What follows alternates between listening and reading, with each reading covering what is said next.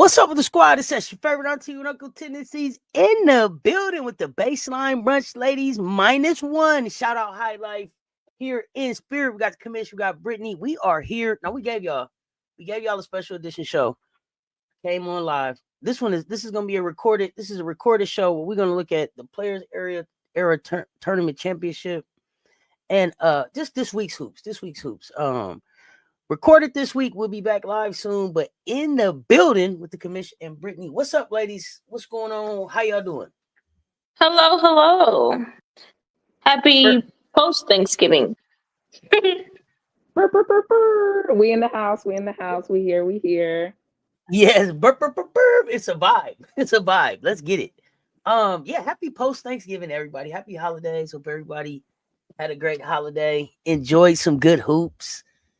Players Era Tournament Championship. Probably the only thing I really am watching this week besides, I'm keeping up with Leash, the Gamecock in that 3x3 tournament. But yeah, I mean, Players Era Tournament. That's pretty much all I've been watching. So let's start there. Where y'all want to kick it off at?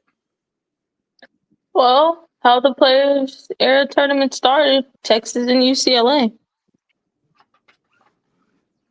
I mean, yeah, let's start there. Let's jump right into it. I mean, that game went exactly how I thought it would go. Texas getting a win.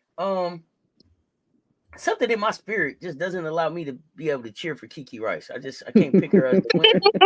I'm gonna just keep it a buck. Kiki and Lauren Betts and Corey, and maybe it'll change. You know what I'm saying? I have players who listen. I didn't cheer for Cam Brink when she was in college either, but I like Cam now. So maybe Kiki has a game that translates different at the W level. But I just don't see it for me. I just don't see it, especially with her being called like the prototype guard. And I don't want to make this like I don't want to be picking on Kiki, but I'm just not seeing it. And I thought that this would be a chance for me to like check it out, like this, especially with this being her senior year, to see it up close and personal. And it's not really turning into that for me. But what were you all's thoughts about that first game? The first game went how I expected. I expected Texas to win. I think I was hoping that UCLA would have made it more of a game outside of the fourth quarter. But yeah, if UCLA started the game how they ended it, they probably really could have gave Texas a run for their money outside of, all right, cutting it to a 2-possession game in like the last 2-3 minutes of the game.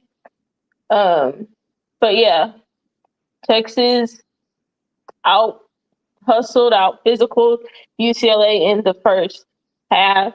UCLA had a bunch of turnovers. They ended the game with 20 turnovers. And I think with turnovers, you're 9 times out of 10, you're not winning a game with 20 turnovers unless you're just shooting some crazy hot percentage from the 3-point line. And your defense is just some unstoppable defense. But yeah, their first half didn't look good. Second half, they put up a fight. They got on the boards. They got more second chance opportunities, more of those hustle plays, and they made it a game, especially in the fourth quarter. Turned Texas over in a couple times in the second half too. So, yeah. Yeah, I probably, as compared to you two, I actually had UCLA. So it did not go how I thought it was going to go.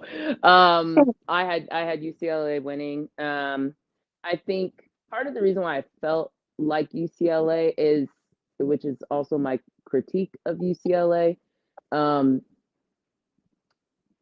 I just, when you have a big, you got to be able to get the ball. And I think the Texas game showcased a couple things. One, the guards really don't know how to do that effectively, or there's something inherently wrong. And for this to be the third season of Lauren Betts at UCLA, to that's kind of a dereliction of duty on Corey Close. That you're still in situations where you don't know, or you're not consistently giving Lauren the ball. That's one. And then two, and other people had called this out, but I thought UCLA for the most part has been able to get away with not having quote unquote athletes at the guard and the wing position. And I think that was exploited and showcased during this matchup with Texas. They just didn't really have any answers. And then, yeah, like Kiki, I'm not a huge, like, yeah, I'm not on Kiki. I just think she reminds me of a player. I'm trying to think, but I'm not going to use names because people already call me hating. There are certain players in the W who actually are both taller and more athletic than Kiki that play similar ways, but they get away with it because they're taller and they're more athletic. I think with Kiki, I don't quite see that. But again, I'm not here to like say she shouldn't go to the W. She's not capable of being in the W, like especially with expansion teams coming. Who knows what's going to happen with roster spots? There's going to be availability, but I don't have her high on my must try. Like I don't see her as, and we overuse the word generational, but like even in the the casual usage of the word generation, like she's not franchise changing to me. I see her is she a first rounder? If you don't mind me asking, is he ever a first rounder? I really don't, but I also think like if she is, she's end of the first round, beginning of the second.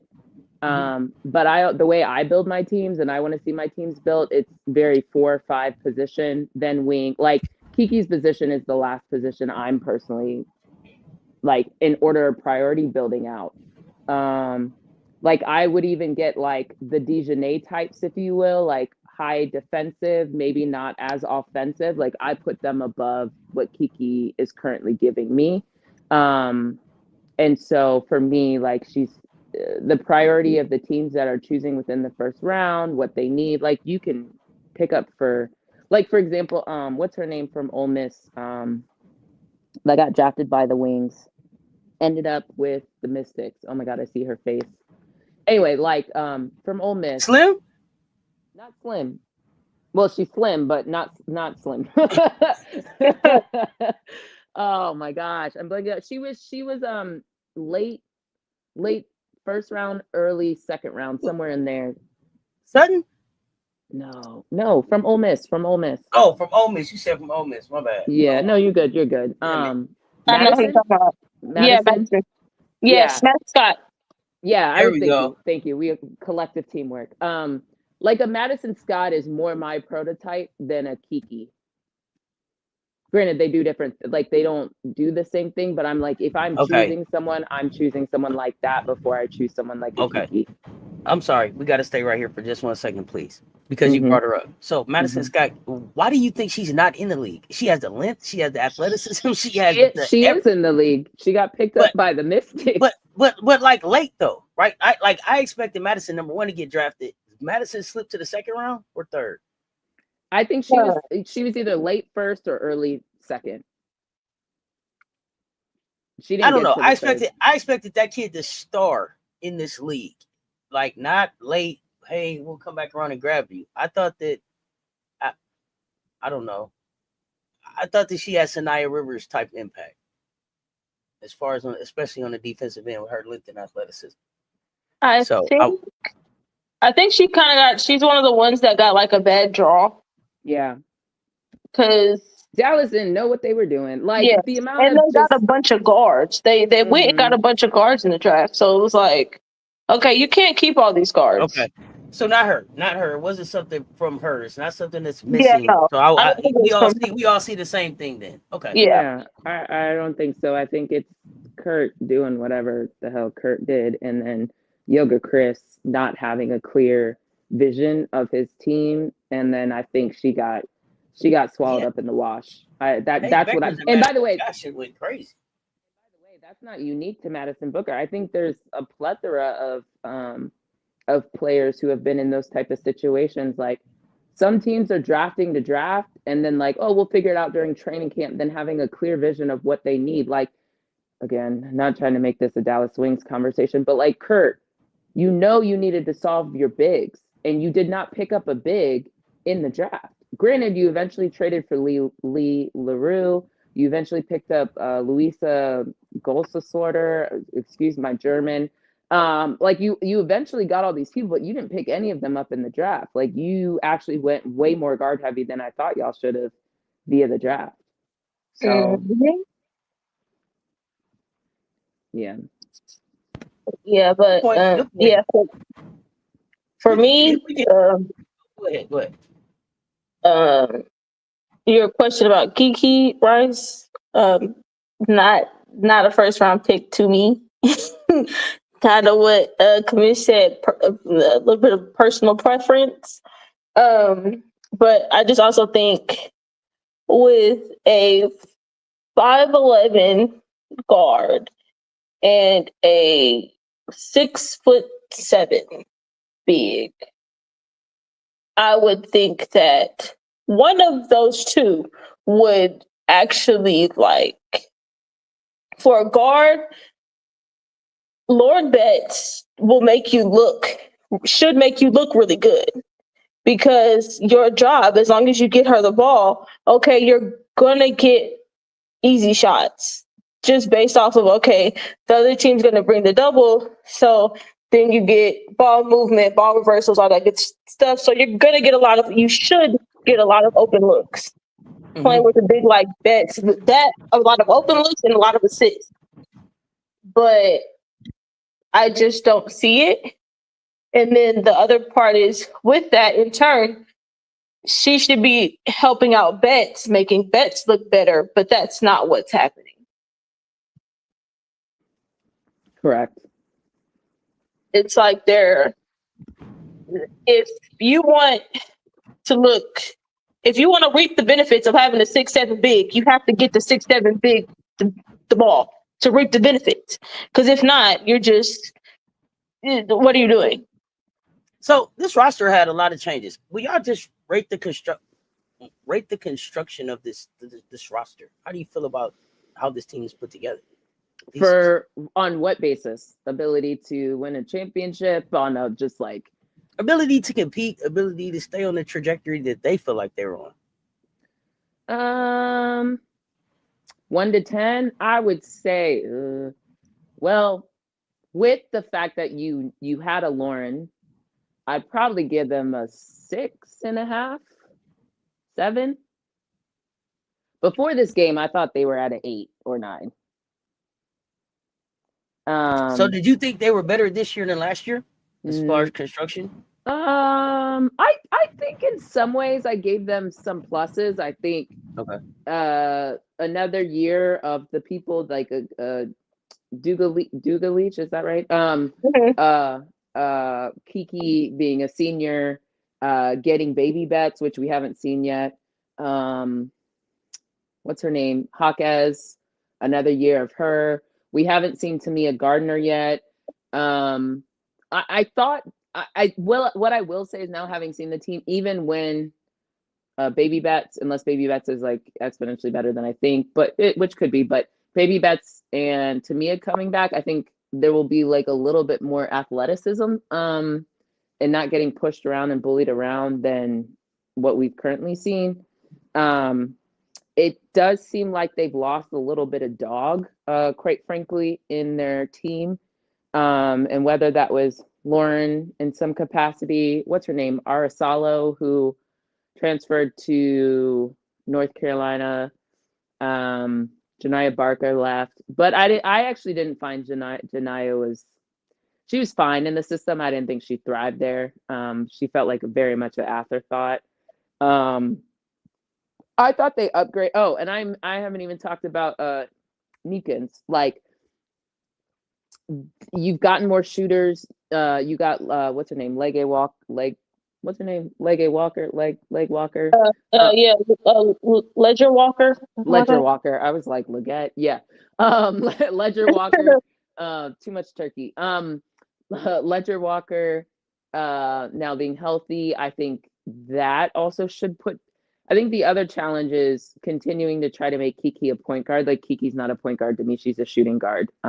This whole we talk ad nauseum about these combo guards and this and that, and trying to make to me, like there needs to be a repositioning, and potentially some people need to go to the bench when certain people get back healthy. But I'll save that for another day. So I thought the construction was fine. I didn't think it was worse. I thought they did the things. Now, what I will say was a red flag is having so many of your underclassmen transfer out. Mm-hmm. That didn't quite make sense for me. You got London going across the street, across the street in LA. Like that was weird, but you know, like I thought that they at least, I thought they would hold serve. But it's I thought they played themselves letting Barker go. But they didn't use Barker effectively to me in the first place. Like, yeah, if you were going to use her better than you used her last year, I agree with that. But they didn't use her effectively. I thought she's very much an afterthought in that entire operation. I thought, okay, from a like on-court productivity standpoint, for sure. But I thought that she gave them the swag. I thought that she gave them the dog. As I said, they lost their dogs. They lost a lot of dogs. That's actually what it seems like they lost. Kind of confidence about them or whatever. I guess they're fake uncommon swag that they have.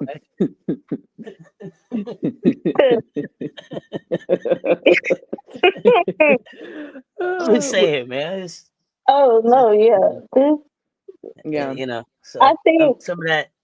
I don't know. Just I felt like I said after they beat us, they were like throwing up they Super fours. Bowls. They was the Super Bowl was won. I thought somebody had the flag on their shoulders. No, I'm kidding. You know, I'm just saying like it was a big deal. To the podium. You know, so I was waiting on the announcement of the parade. So yeah, I felt like they lost that. And I felt like they took that for granted because I felt like that was one of the things that they had been missing was, hey, y'all don't have no dog over there. Y'all don't have no swag. Y'all don't have no oomph. Yeah, there's no oomph there. There's just, So I don't know. Yeah. I mean, we'll see kind of what they learn out of this experience, and I'm not even like we ain't got to touch the Duke. Well, we do for different reasons, but the Duke UCLA without Lauren wasn't really gonna be a thing. Also worth mentioning, Lauren gets injured more than one would think a 6'7" big should, right at this stage. I do think they are hacking the shit out of her at times, and a lot of it's not getting called, as we know Texas likes to do in the paint. But Lauren is, I won't call her injury prone per se, but remember, was it earlier this season or last season? She was out, was that concussion or there was something going on with her, and it's happened multiple times on the big stage, like once UCLA kind of got its prominence. So there, I think it's something to be aware of, that it's happening in college when you're only playing 30, 40 games versus and a lot of those are cupcakes, right? Like no matter what school, like what was the actual injury? I'm unclear because I was surprised when she came back in the game. There was like no wraps or anything because she seemed to be like in excruciating pain.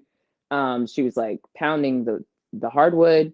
So to see her run out and then come back and there was like not even like a bandage or a wrap, I was like, what happened? And then to say she's out, I don't know. See, what it was giving is, okay, let's see what we got without Lauren.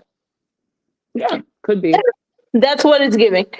To not have her play versus the Duke, because the other part is they didn't need her. yeah, clearly.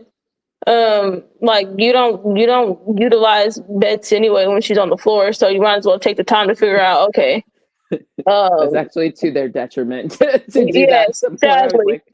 But it's like since you don't know how to use her, y'all don't know how to get her the ball.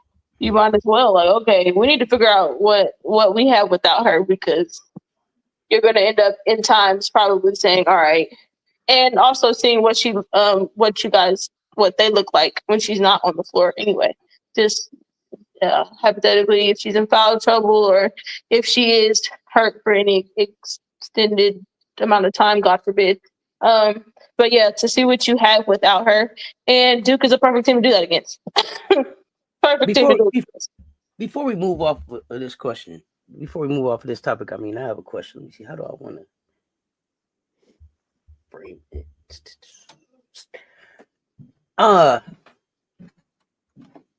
So when we think about the fact that Lauren was originally at Stanford, Mm-hmm. has UCLA served her any better than Stanford? No. That's a great question. Brittany, you said no so quickly. I'm interested in your thoughts.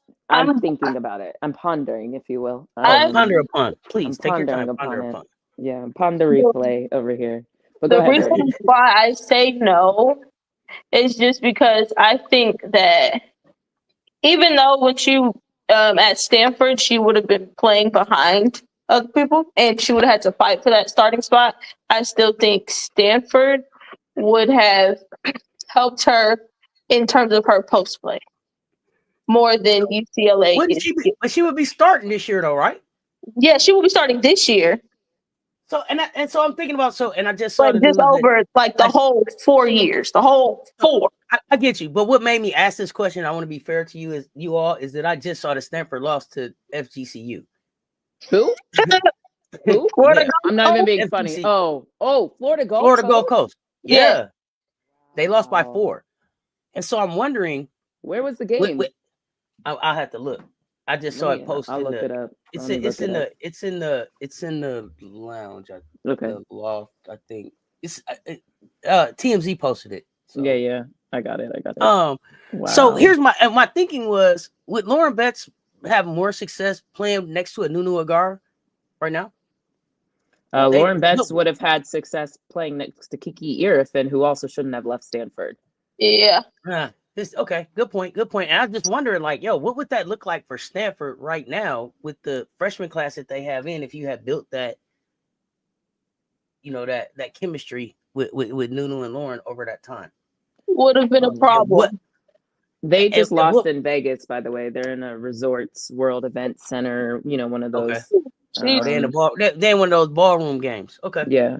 I hate them games. Stop putting stuff and stop booking these games in ballrooms. Please stop. It's one of the things that I talked about in my recap. Like we were there's a difference. There's levels to this, ladies. Mm-hmm. Get out the ballrooms with the chairs. Come on now, stop that. There are arenas around here. But I was just wondering, where would Stanford be? The ACC is wide open, right? Yes. Yeah, every day we get on here, I feel like I couldn't even tell you. I'm not, as a betting woman or not a betting, I don't know. I don't know who to tell you to put your money on, because at this point, shoot, it might be Notre Dame. And I don't believe in the construction of Notre Dame, but I can tell you one thing Hannah gonna do. She gonna hustle. Hannah gonna score. Hannah gonna. One thing you can say about Hannah is Hannah gonna doggo. That's all. Hannah gonna doggo. I don't know what everybody else is gonna do. Hannah's gonna doggo. What is everybody else gonna do? I'm gonna find out a lot about Louisville December 4th when we are in the building. But yeah, I'm looking at Lauren and I'm like, UCLA failed you. You don't look like a WNBA big to me. I think she does, but this is where we disagree, just to be 100%, right? Like, let's put it out there, mainly because I think your lane is you prefer beers.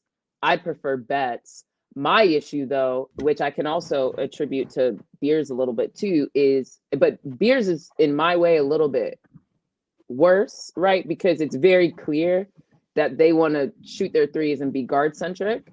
And beers continues it. They're like, oh yeah, we have beers. Well, okay, so I have to be honest about beers. So if it came down to beers and bets, I probably would choose beers because I felt like she had a little bit more mobility. But I'm not seeing the beers that I thought I was going to see at Oklahoma based on the beers that I saw in the summer. Okay. And so there are a few players that played it was at America. That I'm like, yo, I really like what you look like. And now that they're back with their regular teams, it's like, man, do you only look like that when you're around elite talent? Well, so let those are some the things people that tell it Right. that's not an action item. You should transfer because, but like, let me not go down that rabbit hole till we get there. But yeah, finish it. Yeah, I hear you. I think it's a lot harder when people are, and it goes both ways, right? Like it's a lot harder. You can chuck but I up shots, be inefficient, all that, and then you play your position, you play your role, and you're actually able to shine with some of these like AmeriCup and things like that.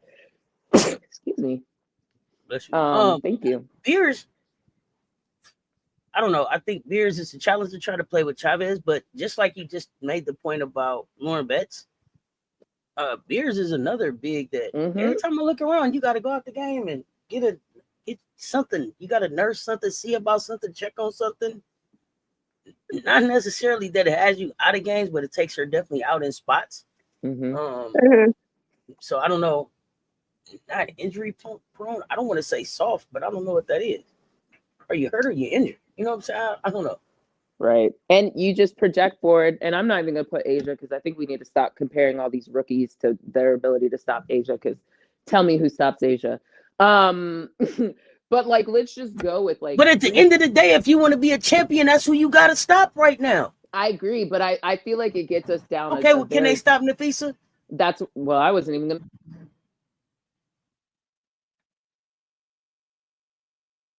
Like Bree Jones, but like. Hold on. Because when I said Nafisa, and then you stopped, you went silent. Like, okay, can you hear me now? Yes. Okay. I said I'm not even going all the way there. I'm just like, can you stop Bree Jones? And I'm not even. This is not a shitting on Bree Jones. I'm just giving like more attainable people. Like, can you stop average centers in the league? Like, I'm not even being funny right now. I'm like, can you stop Mo Billings? Can you stop well, Lisa Lee? I don't know which one. Can you stop Dominique Malone? Like, I literally Can you stop Natasha Mack? Yeah, no. Like, can you stop? Can you stop Natasha Mack? Yeah. You know what I mean? Yeah. So, I mean, and to be honest, the more we see it, the more I'm just like, okay, the problem with the big, which is why the big is most susceptible to those around them. You can be dominant as a big, but if the philosophy as a team is not to get the big the ball, they can look most susceptible. And so, you know, it's really hard to judge. I'm having a hard time judging Lauren because I believe her skill set to be there, but either through the nicks and the knacks of getting injured or balls being thrown at her feet or the ball not getting to her in her numbers and where she's calling for the ball. And the other problem for UCLA is Lauren Betts is their best passer, period. Yep. Lauren can't pass the ball to herself, and she tends to be the best passer out of the whole team. So it's kind of like one of those where it's like chicken or the egg. I can't really quite deduce like what's causing the issue there. And Lauren's been there long enough. Kiki and Lauren's been together long enough. Jaquez has been like Jaquez had Lauren last year. So I don't know what the change of philosophy is. And I'm not blaming this on Neekins because it's not just her, but it's like, what's going on that you guys all of a sudden have unraveled your success that you had last year, unless you're telling me the people that transferred or left were really more keys to the success, or it's just part of like chemistry building and stuff. But it does seem like that's not quite working how I thought it would. But to me, that's a function of not having a proper point guard. Absolutely. Because there's just no reason why they should have gave Texas more problems than they actually did had they actually got Betts the ball.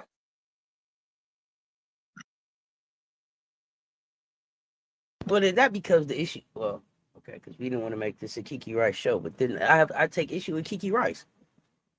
Like, you can't tell me you cannot continue to tell me that this is a prototype point guard for the WNBA. She can't get the ball to 6'7" big. It's not like Lauren Betts just got there.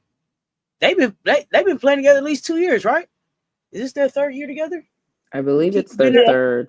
Yeah, Kiki's been there this entire time, right? So, like, oh, come on now.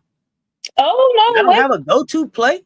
Oh, what? I'm See? sorry. What Oh happened? no, Kiki Rice is the prototype guard that they want. A big one. A big combo. That's not really a combo. Um, a big shooting guard that you want to play point guard. That's the direction that a bunch of teams want to go. But the teams that want to win, they know they know that they're not. Yeah, no, we're not wasting time on that experiment. Not worth it. We're just gonna go ahead and go find us a either a veteran point guard or one of these guards in the draft who we think if they um, find one of these rookies coming in and see if they can fit behind your current veteran point guard so that they can learn from them. Do you all like Kiki better as a shooting guard Yeah, at sure. the next level? If that's what are my option? Point guard and shooting guard at the next level? Yeah. Point guard, shooting guard, wing. Where would you Oh, put it? absolutely not a wing. Oh no. The devil. I'm just giving you No, one no. through three. I mean, No. we said size. We said size, so that's why I said one through three. The size is not enough for me. I don't think I would be so convinced. I mean, everybody be lying about their height, but I'm not convinced that if Kiki's bun isn't up, that her size is actually like she plays smaller than what I think her size is. In my opinion, Yes, I don't see she it. does. She And the does. answer is By the way. I guess the answer is shooting guard, but Yeah, the thing about So, would you put okay, her at shooting guard? whoa. Let me get some clarification here. Do you see her at the next level being successful? Mm. The thing how do about we define success? yeah. Just define it for me, or do I need to define what success is and then give you my answer?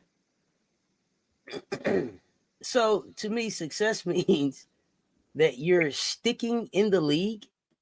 You're sticking in the league with the role, whether that's a specialist, whether you just a solid role player, if you are sixth person off the bench, like you can't just be. There's no GPA kids, as Rob calls them, right? There's no GPA kids in the WNBA, so there's no every spot on the bench needs to be contributing something.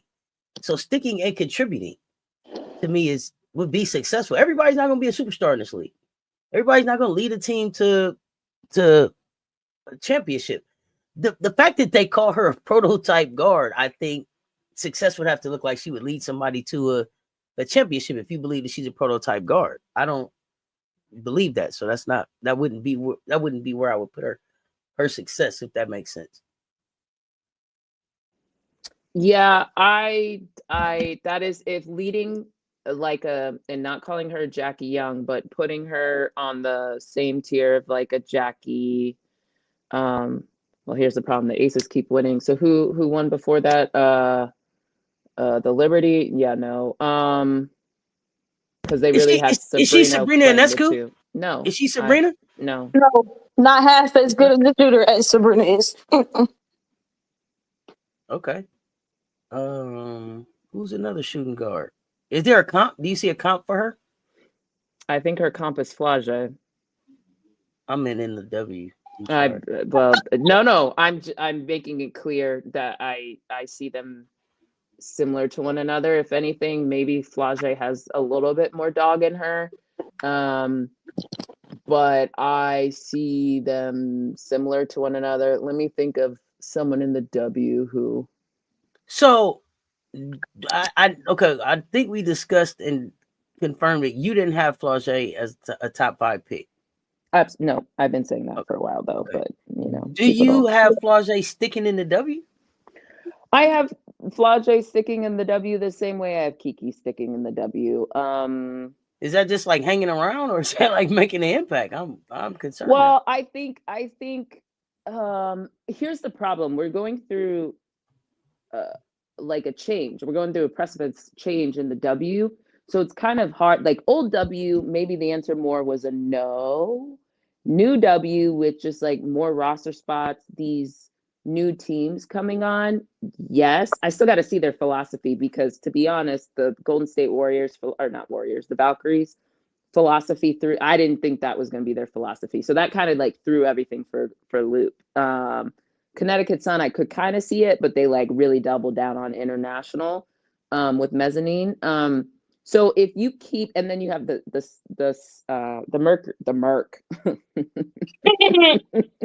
you have the Merc doing their philosophy, which is very akin to like very international, very like uncut gem type of thing.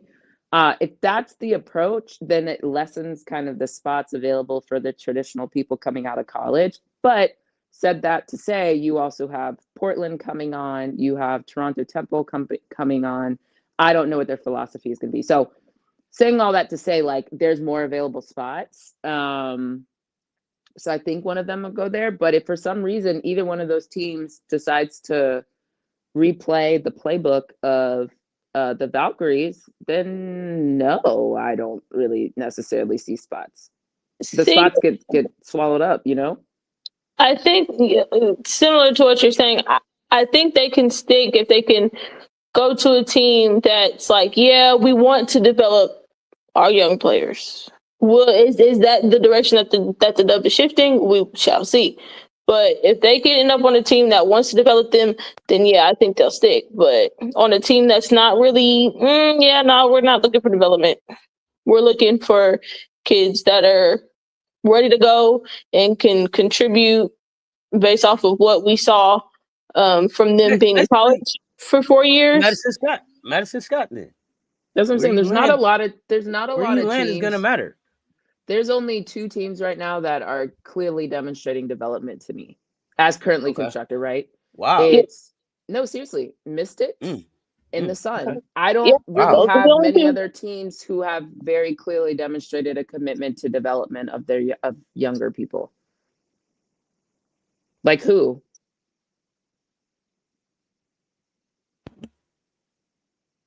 There's nobody else. Maybe Dallas, but even Dallas was hodgepodge in their development, who they chose to keep and stuff like that. So unless Dallas makes a turn, the Chicago Sky sure as hell really didn't do it. If you want to say HVL and Westbeld, sure, but like they didn't really. I mean, Westbeld, we didn't see her even show up until like the last few games of the season. So like there really isn't. Was Pow Pow's success just because of where she came from? Yeah, I think so. Okay. That wasn't. I mean, because the commitment to development to me, and I think they were a function of having a new coach, a new system, and then probably more success than they thought, because at some point they were the number 2 in the W. So Pow Pow was playing because Jordan was out, and they really didn't have another, like they tried with Ryan at times, and that took away Ryan's game.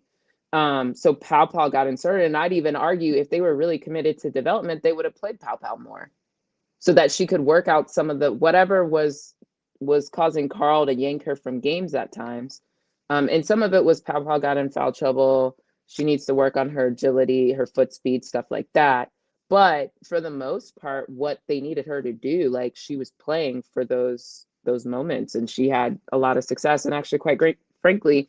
BG's when BG was playing well was mainly because Pow Pow was in the game and passing her the ball. Again, a person who's used to passing the ball in the paint, even her limited time at South Carolina. Oh, great point. I just, I know that's a new coach there, so maybe not as much time to develop. But at the same, no, I can't say that because Sydney was new in Washington, so. But Washington committed to a rebuild. That was so clear. Yeah, that was so clear from all their assets. Trading Ariel Atkins, rolls eyes to Chicago Sky. Trading Ariel Atkins and that haul of picks they had in the W draft, it was a commitment to a rebuild, which is exactly what Chicago Sky should have done. But it was a commitment to a rebuild. They just happened to have more success with Sony and Kiki than I think they were expecting. But they too were a rebuild, which is why Slim eventually wanted to get up out of there. See, I also think some of this also with the Dubs having a 8-team playoff, I think there's some teams thinking that, yeah, they're better than what they are in reality. So like, Absolutely. yeah, we made the playoff. Yeah, because there's 8 teams. I would hope you made it. Only 5 of only 5 teams didn't go. So I mean, And, over half the league is in the playoffs. So I hope exactly. Yeah, from a lottery, now that we know the lottery is only 5 teams because it doesn't include the expansion teams, I don't see Flage as a lottery. Like, and for people who are gonna get up in the comments and call people haters, like, what exactly has Flage improved upon and demonstrated that she is not elite at, but like she's above average at? What exactly is that? You know who they're gonna try to compare her to? Just because she looked like Ka, don't mean she is Ka. Mm. And also, it took Ka some time. Like, that's what I'm saying. Like, Ka wasn't a lottery. I'm pretty sure Ka wasn't a lottery pick. Let me double check that. But I'm pretty sure Ka was not a lottery pick. So like, what exactly are we? Like, what is she elite at?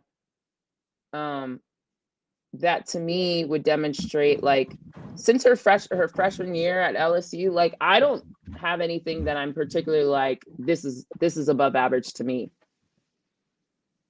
What I'm gonna say is she looks the exact same from when she started at LSU. That first year, she looks the same to now. And if anything, I'll say probably that first year was the best that she's looked defensively. So I wanted to, just because, why not? I decided to Google just that. What is Flage Johnson elite at as a basketball player? I want to know if you guys agree. Flage Johnson is an elite basketball player known for her dynamic scoring, exceptional ball handling, and high energy play. She is a skilled guard who can create her own shot off the dribble, has a strong pull-up game, and is a relentless on-ball defender. Johnson is also elite in her ability to score, a key attribute that has earned her first team All-SEC honors and helped lead LSU to a national championship. Well, does Kim know that? What the excerpt said, does Kim know that? Because it's not giving Kim know that. Sorry. What? Oh, God. Well, we weren't even supposed to be talking about this, and now it's went off the rails. Does Kim know that? What? Sorry. Oh, goodness. That is a whole nother show. Let's put a pin in that. We're going to come back to does Kim know that? I know we got a couple pins out there. I'm putting a pin in. Yeah, pin in it. We're going to have a show called Does Kim Know That? Okay? And for the record, Cog Hopper was the 7th overall pick in 2026.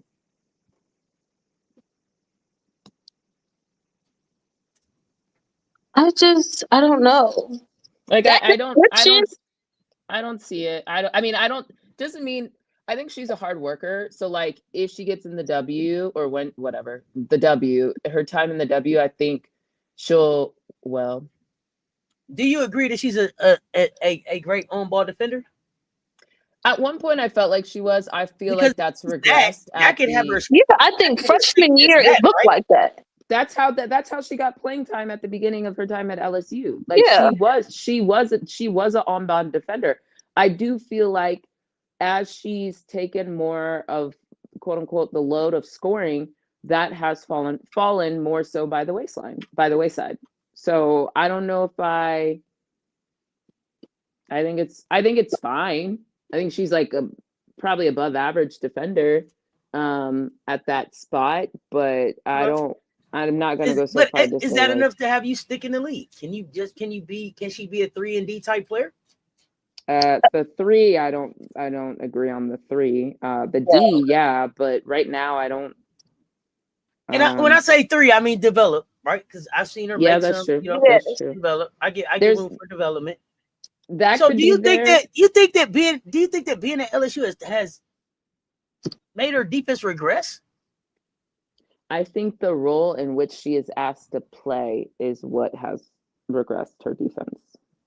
Gotcha. And I think that you're being told, like, hey, we're here to.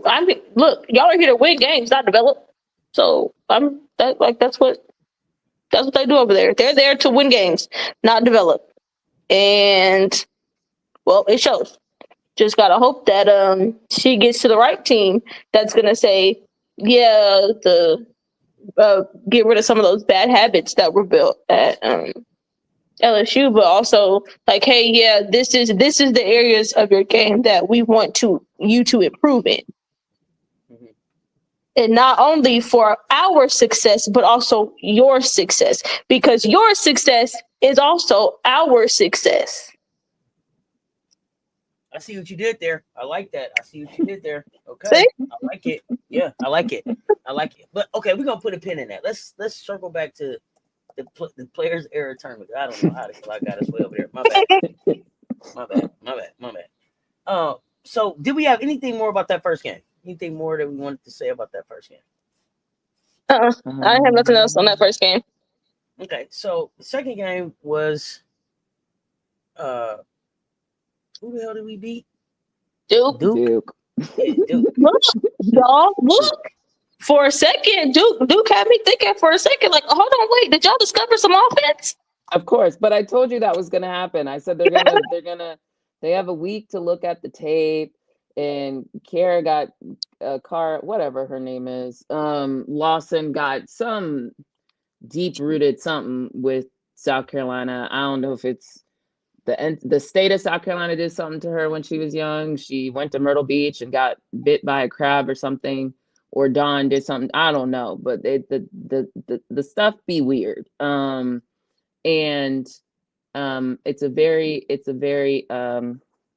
it's interesting. But I will tell you one thing. Lawson loves the shit out of some Joyce. I will tell you that. That's the only time she smiled in that press conference. Was talking about Joyce, and I was like, get in line between the Oklahoma coach, hands on knees. Who else loved Joyce? They loved Joyce so much they tried to tell her she didn't have to go to school when they recruited her.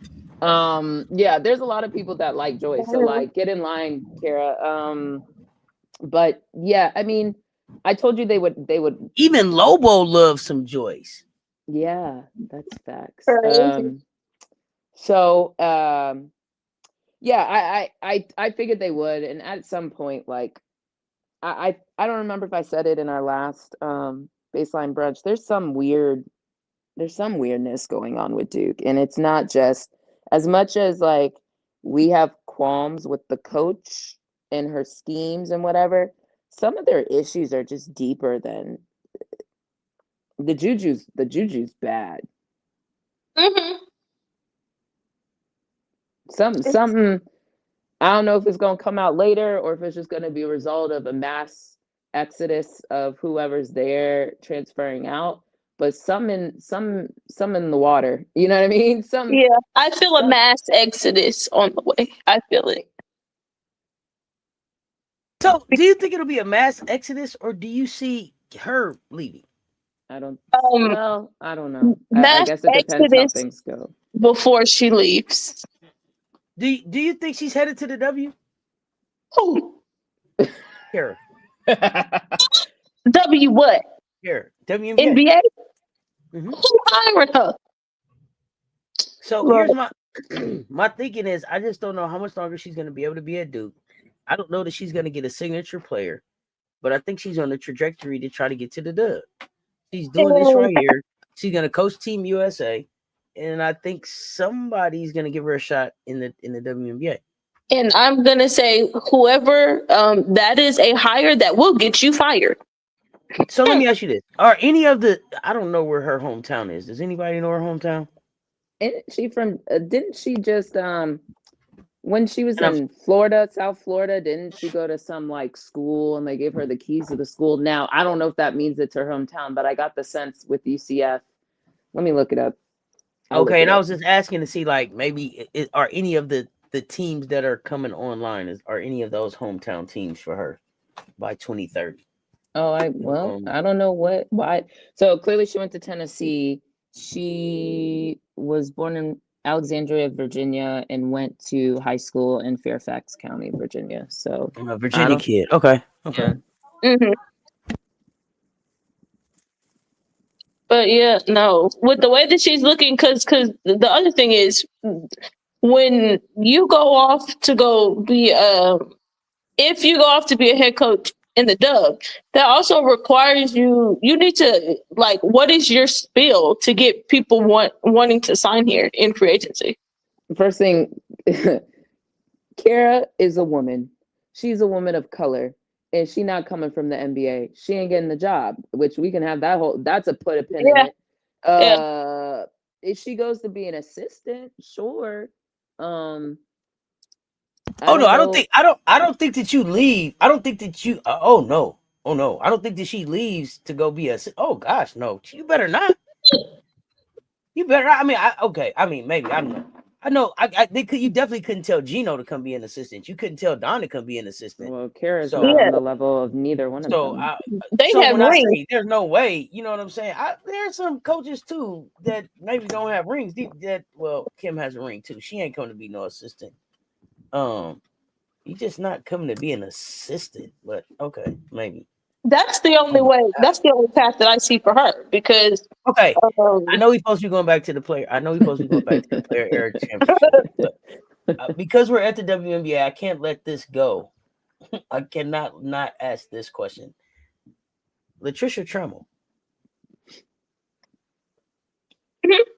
Is there a question?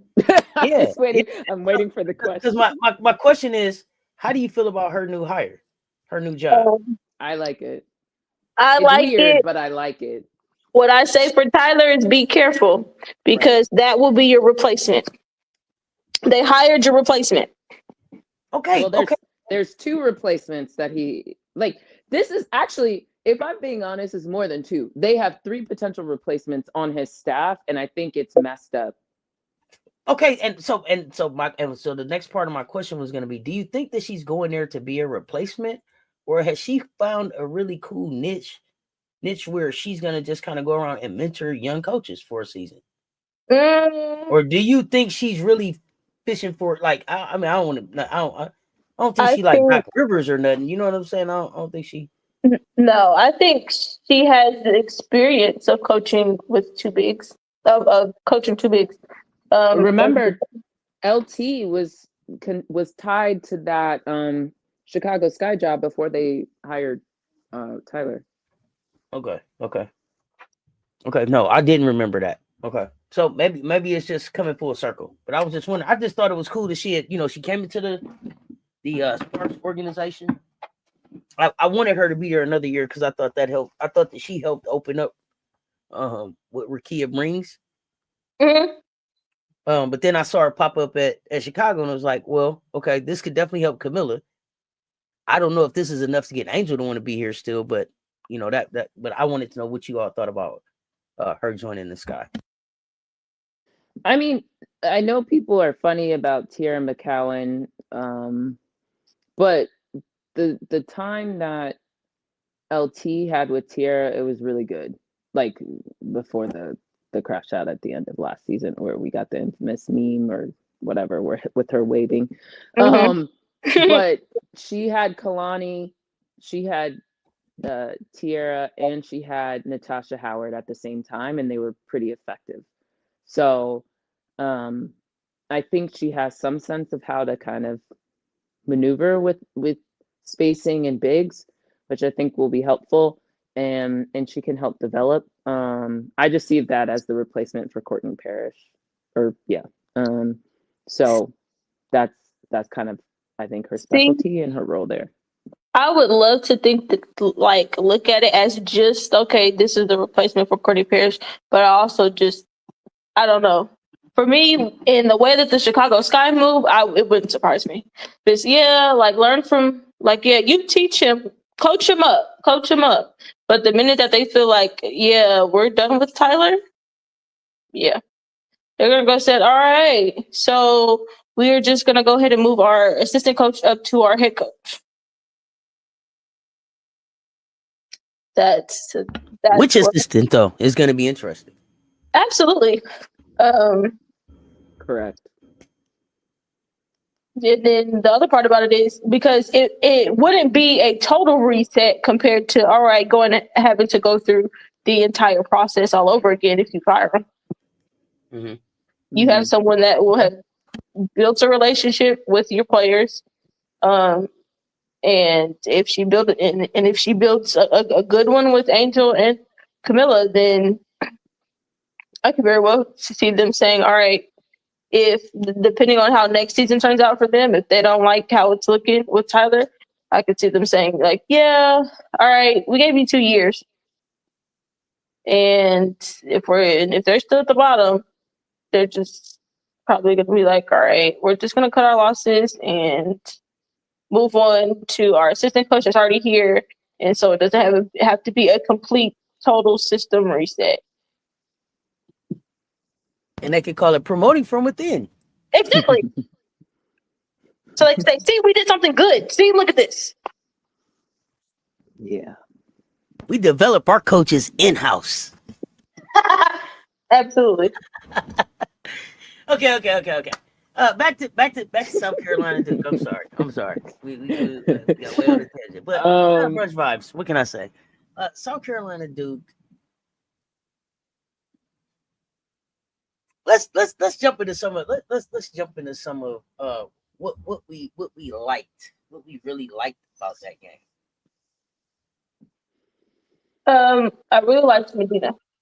Loved it. Loved how she looked. I think she was shaky the first couple minutes, but once she settled in, it became the Medina Coach show. For sure. And while we're on the topic, I liked Adele coming in and really like settling us in. So I really liked that. I really liked when we honed in on defense and rebounding. That unlocked that was that drive or that run we went on right before halftime. I thought just like really buckling in and having our defense drive our offense, I thought was really key too. So I really like that. I thought Raven this entire tournament, I know we're not just, but like I thought Raven's aggressiveness was really helpful. And really I thought that's something she was consistent in this tournament in Vegas about. And so I like that she kept that up both games. Who else? Joyce did well the Duke game. Again, once we settled in on rebounding and defense, I thought that really helped. And like you said, Okote, it was like a huge coming out for her, which I thought was great. I feel like I'm missing someone from the Duke game. Hey, y'all know who I saw snatch a rebound while they was out there and we was talking about? Needed to snatch some rebounds? Miriam Miriam didn't score. She didn't score in the Duke game. She didn't score, but she snatched some rebounds. She snatched some rebounds. But you know whose aggressiveness I like, and I can't wait to see more of? Maddie. Yes. I like Maddie's aggressiveness in the Duke game. I felt like she came out and tried to attack where she could. She went 2 for 3. I think she ended up with like 5 points. She had a rebound and assist. But she's somebody who I want to see get more comfortable by January, because I think she has an aggressiveness and then a gear change that's different than the way Raven and Tanaya shift the pace of the game. That makes her how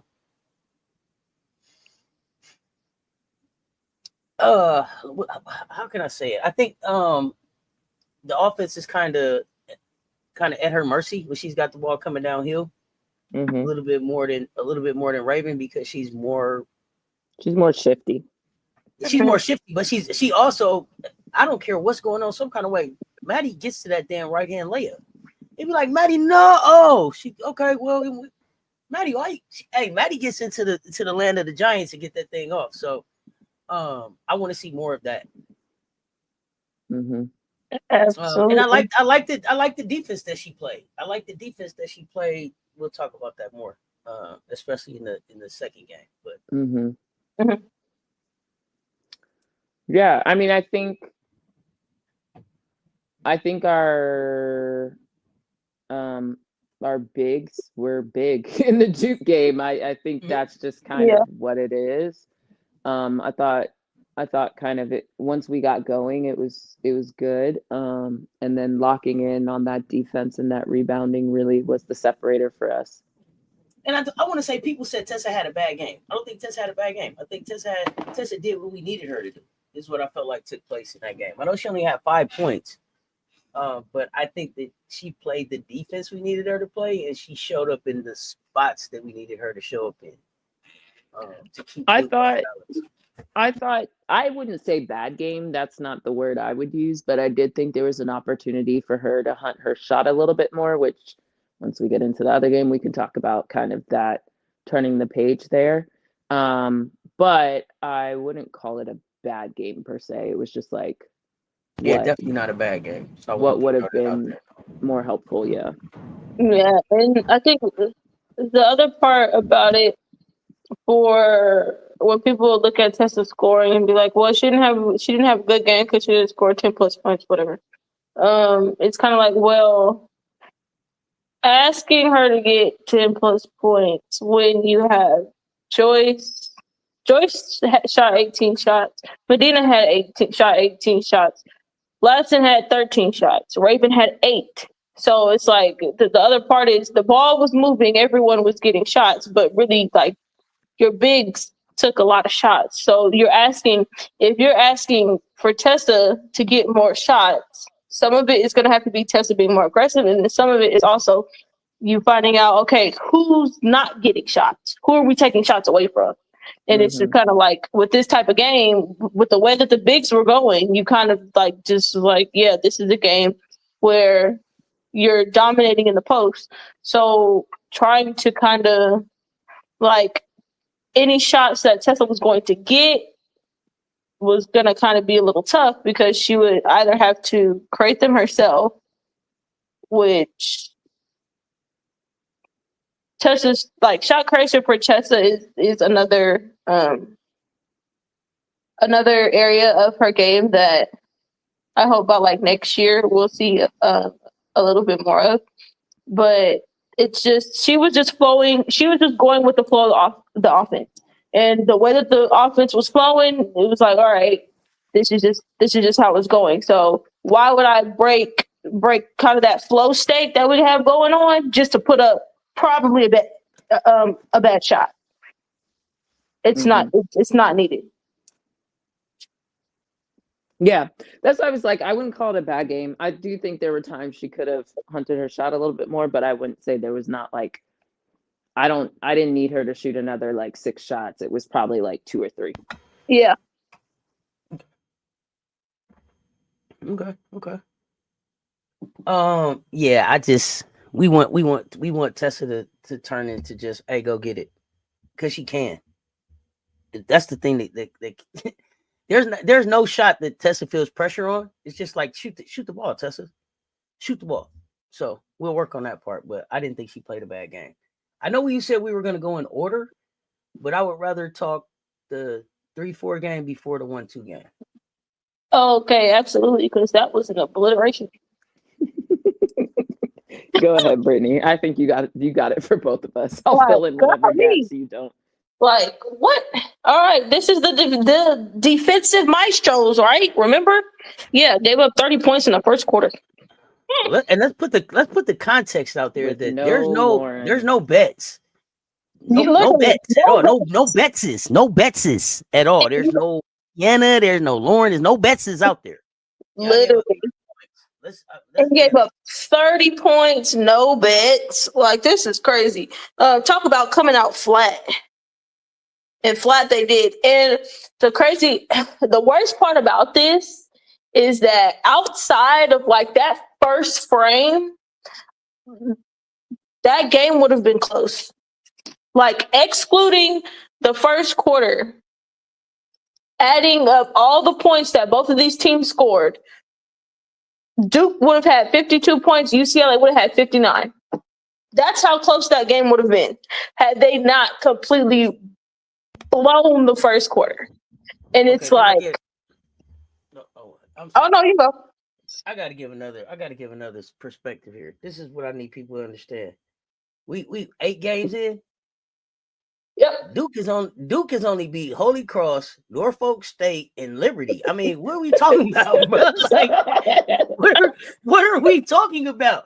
I mean, I want to give a real Can I add here something? because they were supposed to be the ACC. Yes, please. They were supposed to win the ACC. Let's talk about it, please. That whole preseason conversation that we had is looking null and void for everybody. NC State don't really look that great.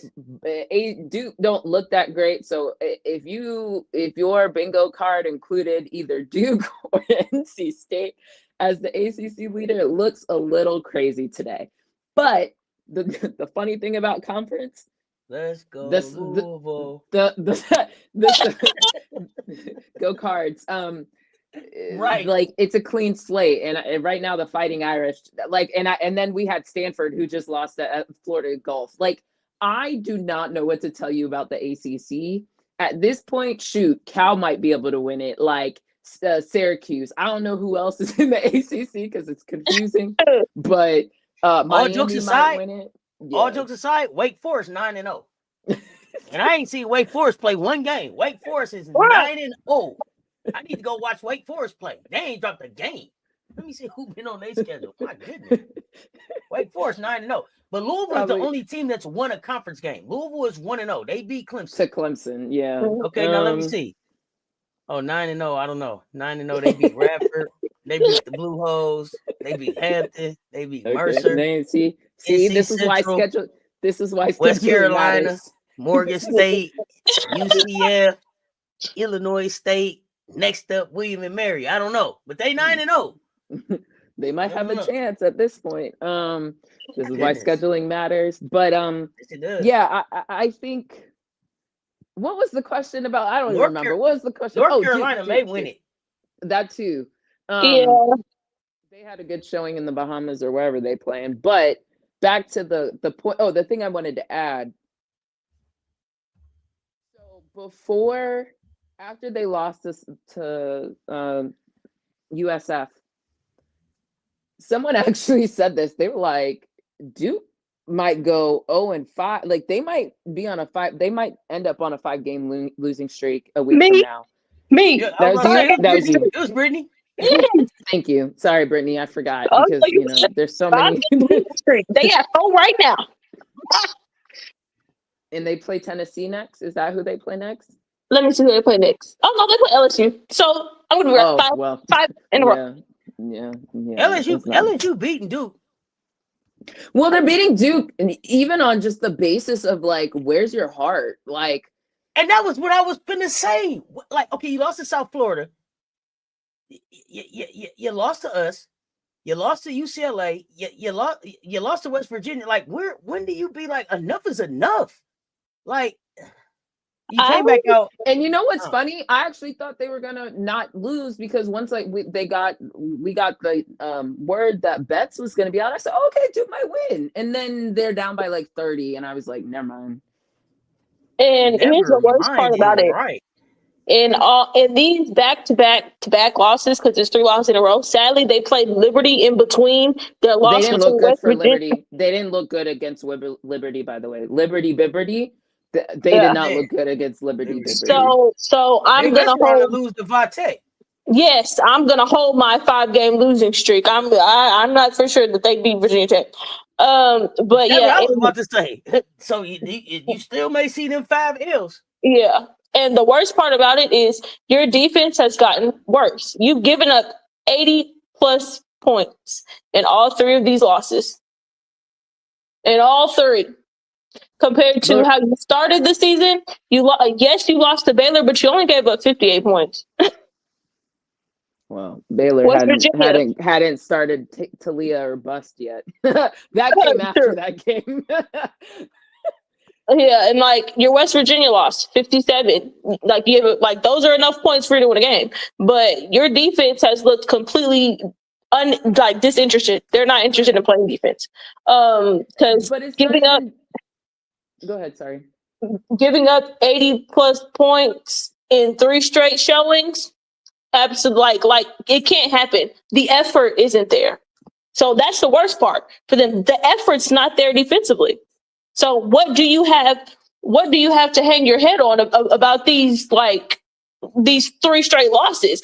Like, if you were giving up 80 plus points and then you still lost, you could say, hey, at least we can hang our head on our defense. Our defense came and showed up. We just didn't win the game because we didn't score enough points. But now you're not even defending. You're not even stopping anybody enough to even give yourself a chance.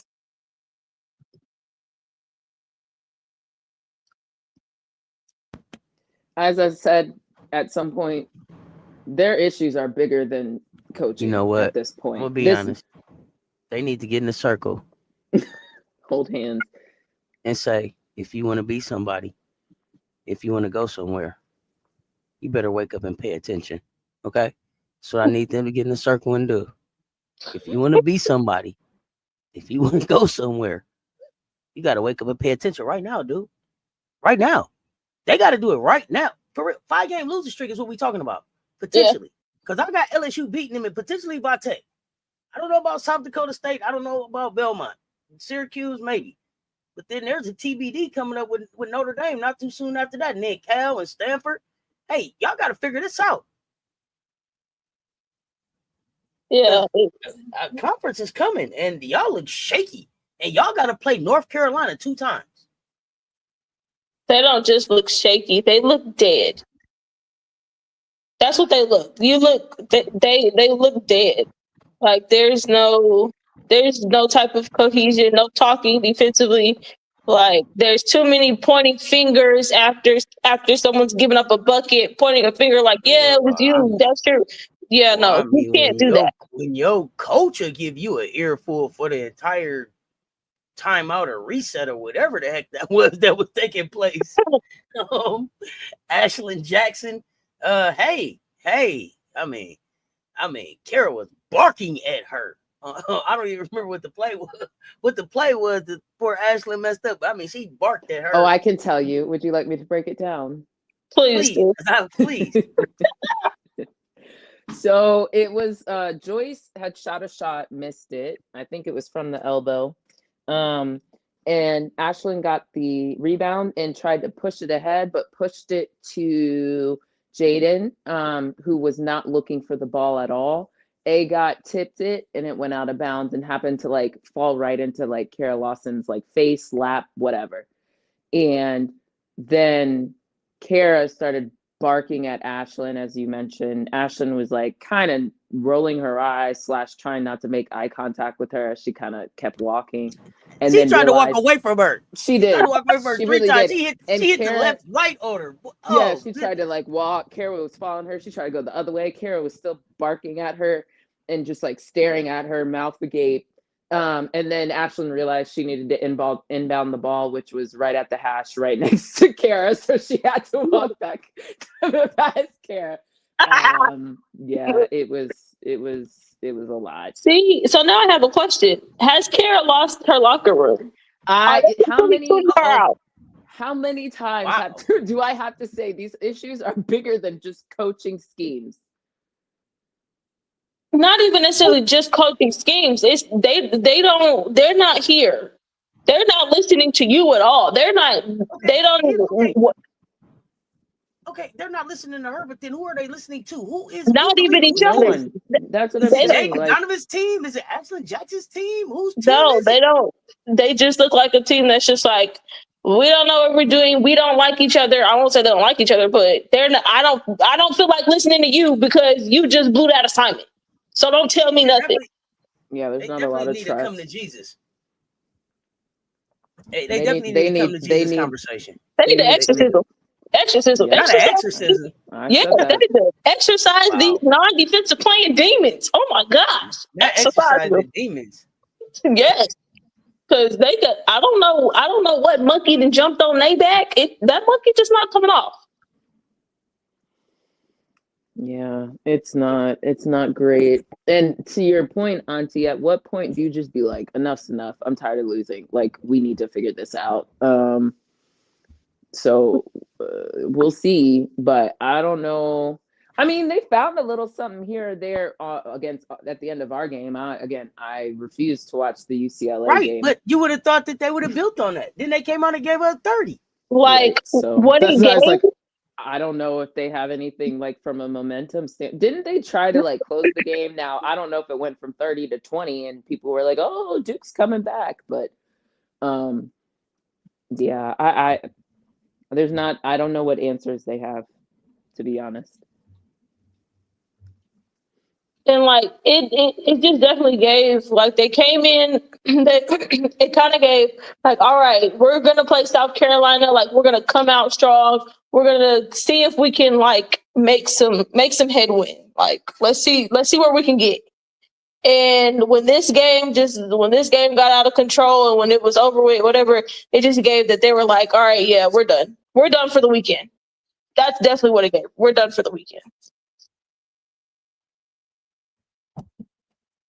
Okay, but what do the losses before that say? That they done for the season or just this month? They gonna kick back in December? What does it mean? The losses. It would be different if it was like, hey, you know what? We went to Las Vegas and we went to Las Vegas, right? Like they have been taking care of business up till here, and then this was just like a blip on the radar. But it's not seeming like that. Again, look, let me say it again. I said Norfolk State, Holy Cross, and Liberty. from the ACC preseason favorite. I don't know. I think you couldn't beat Baylor, you couldn't beat West Virginia, you couldn't beat South Florida, you couldn't beat South Carolina, you couldn't beat UCLA, and you forgot West Virginia. LSU. Don't forget West Virginia in there. Mm-hmm. Yeah. Mm-hmm. And it looks like LSU is finna come to where they at, Durham, and put BTA to you. Because I'm being honest. Look, Fo said it was cool, but Lay said we play for each other. So December 4th, we'll be, hey, we coming. So are they ready? Who's clapping back? Toby? None of them are clapping back. And it's crazy because they got to clap back about it. This is an ass whooping. They getting this ass whooping because they coach. They coach wrote a check her team can't cash. And that's why they not even finna attempt to cash it. And it probably wouldn't have been as bad if she didn't drop her resume in response to what Flage saying December 4th, it was gonna be up or whatever.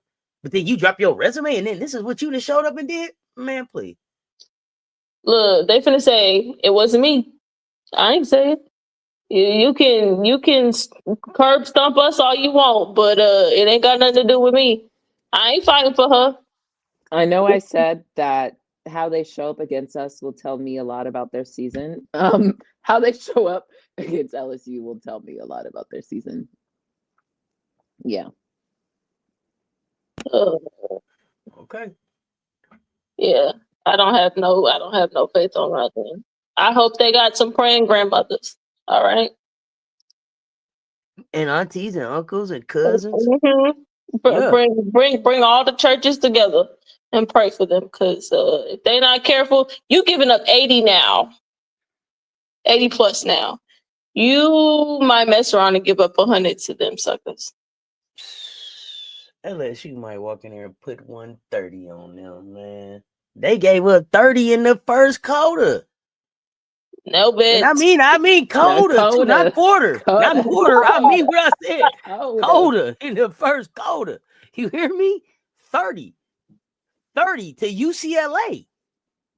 Look, Lauren Beth. That means, do you know what that means? That means that they're trending towards 120. That means LSU will walk in there and put 40 on them in the first quarter. 45. Do y'all hear me? Okay. Never mind. Oh, goodness. Look, 30. They gave up 30 to UCLA with no betses. No betses. I'm low-key kind of surprised that nobody said, hey, coach, take me out. I'm done for the day after that first quarter. Like, look, I'm done with this. I'm over this.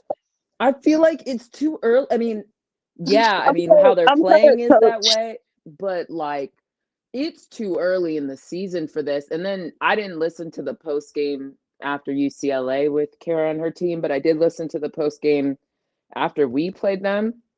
And I don't know if it's a matter of we only putting people in the post game pressers who are gonna parrot the stuff we need them to say, but at the time they were saying, it's our effort, we're bonding together as a team. It's about playing better and da da da da. Which, like, at the end of the day, that's the only thing you can say. Like, what y'all keep putting out there, it's time that Kara actually needs to just like reconsider who she plays. Absolutely. You're really gonna have to start. She's really gonna have to start. You might have to start all your way. freshmen. You might just have to. Yes. Well, Mer's fine, or Mar. I think she's giving effort. Yeah. You need Riley. You need. I don't know what Thomas did in UCLA, but at least she was out there putting up shots, doing things. You gotta. Skinner didn't even play against us, by the way. She played in the prior game, but didn't play against us, so I was confusion. But like, you might just have to we just might have to get energy players up in there. I don't know what the issue is. Look, at that point, she's just really at the point to where it's like, bump this. Who wants to play? Who actually wants to play today? If you actually want to play today, I'm finna, this is what you're finna roll with. And actually, that's a dangerous question. That's a dangerous question if nobody wants to play for you. that's the other part. That's a dangerous question. And that's the thing. Is it us or is it you? We got all the talent now. What is it you? Now, you got to hold this job. Now, I ain't never seen a Team USA coach ain't had no day job. Now, come on. Now, hold on. I don't know. I don't know how many times I gotta say it. Team USA, you can always call backsies. You can always do it. I don't know what you're waiting for. Skip you, reverse back to me. We playing Uno right now. We gonna draw 4 and see who we come up with, homie. Ooh, this is okay. Anything else on this game? No. Oh, hold on, wait. Except, is that another goose egg from Jane Donovan? It's another goose egg. Now look at you being messy. I'm sorry. I've already told her it's not helping. It's not helping you at all. Oh look, do you think? I think Jada Donovan played better next to Lucia Kanawa. Yes. Because you were playing her with someone that is going to guard the point of attack. So for her, life is easier because I don't have to worry about anybody giving up free drives to the lane. But did UCLA play off of her kind of like we did? Yes. Okay. Yes. Even worse. So she's still. That's one thing that I will say, Kara. That's on you. You keep playing her at the 3, and you keep thinking, okay, what she's starting to do is, okay, we'll just bring Toby out more on the perimeter. And okay, cool, you can think that, but there's only so many times that a team is gonna give Toby some blow-bys to the rim. Only a couple times it's gonna happen in a game. I'm sorry. News break. Georgia beat Kansas? I'm sorry. In women's basketball? Georgia? Yes. Georgia. Athens, Georgia. Listen, on this November 28th, 2025. Yes. Oh my God. Georgia. Listen, Georgia beat Kansas, and Georgia only scored 7 points in the first quarter. This is a rewatch. My goodness. The Georgia Lady Bulldogs, Bahamas or something. They played somewhere neutral, right? Fort Myers. Okay. Look, whoever told me that, no, they shouldn't leave. Kansas is building, bro. I gave them 3 years. I ain't helping you build nothing else. I'm building for me. I'm sorry. Danny Carnegie went for 23. It looks like was the difference here. That's a rewatch. Oh yeah, that's right. She's there. I keep forgetting that. Kansas lost and Samaya Nichols went for 40. Oh no, you can't do that. See, I said portal. She didn't portal. Now look at you. You did say that. I said portal. Now you score 40 and you still lose it. Come on now. Sorry, I just had to make sure that I got you guys a response to that. Wow. Oh no. Wow. Crazy. Bro, shot 20 free throws. 14 to 20 from the free throw line. 12 and 17. Look. Can you Danny just Carnegie read? Danny Carnegie shot 17 free throws, 13 to 17. This is a That's rewatch crazy. game right here. Wow. So were there a lot of zeros on the Kansas? Well, like it could be Georgia too, but yeah. So, No, he hit double figures. two players didn't score for Kansas, and that's Tatiana Brown and I think it's Nadira. And then Jocelyn Faison didn't score for Georgia, but she also didn't play. Everybody who played for Georgia scored. She was the only person to have over. Samaya Nichols was the only person to have over 7 points. That's the next. That's the next highest score. Yeah. That was the next. Yeah, that was the next most important thing right there. Yeah. 7. Yeah. It's crazy. Wow. Yeah. There's another or bust. Yes, or bust. Like. Ooh, stop. That's an SOB for Kansas. Goodness. Who was on Georgia? Look. Okay, Carnegie over there. Who else? Carnegie. That's who they're. That's Carnegie. It. Yeah. I mean, Riley. Did those twins or sisters transfer out from last year from Georgia? Or they still did? Okay. My twins went to Georgetown. Oh, okay. That's where they went. Get some playing time over there too. So, wow. I have nothing else on this UCLA Duke thing. Duke. I don't. Yeah, man, y'all gotta make me believe.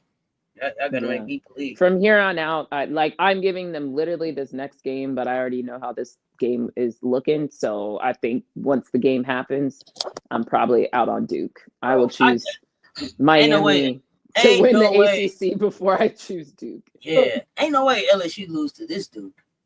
If they do, ain't no way, bro. Ain't no way. Goodness.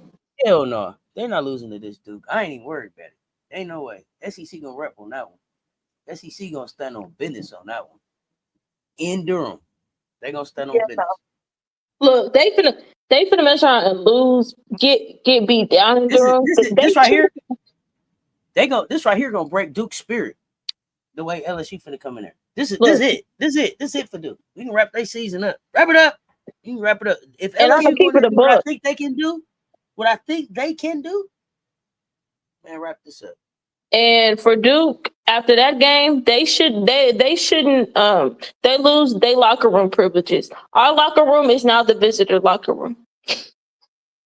The way the way that I think they finna lose, absolutely. Y'all can't come back in this locker room. No, I'm coming back. If I can't go in the locker room, you better not take your ass in that coach's office either.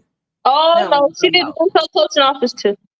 She need to go to the visitor coach's office. That's what she need to go. Whatever they got. Not y'all locking them out of the facilities. Like, what's his name? I'm just saying, everybody.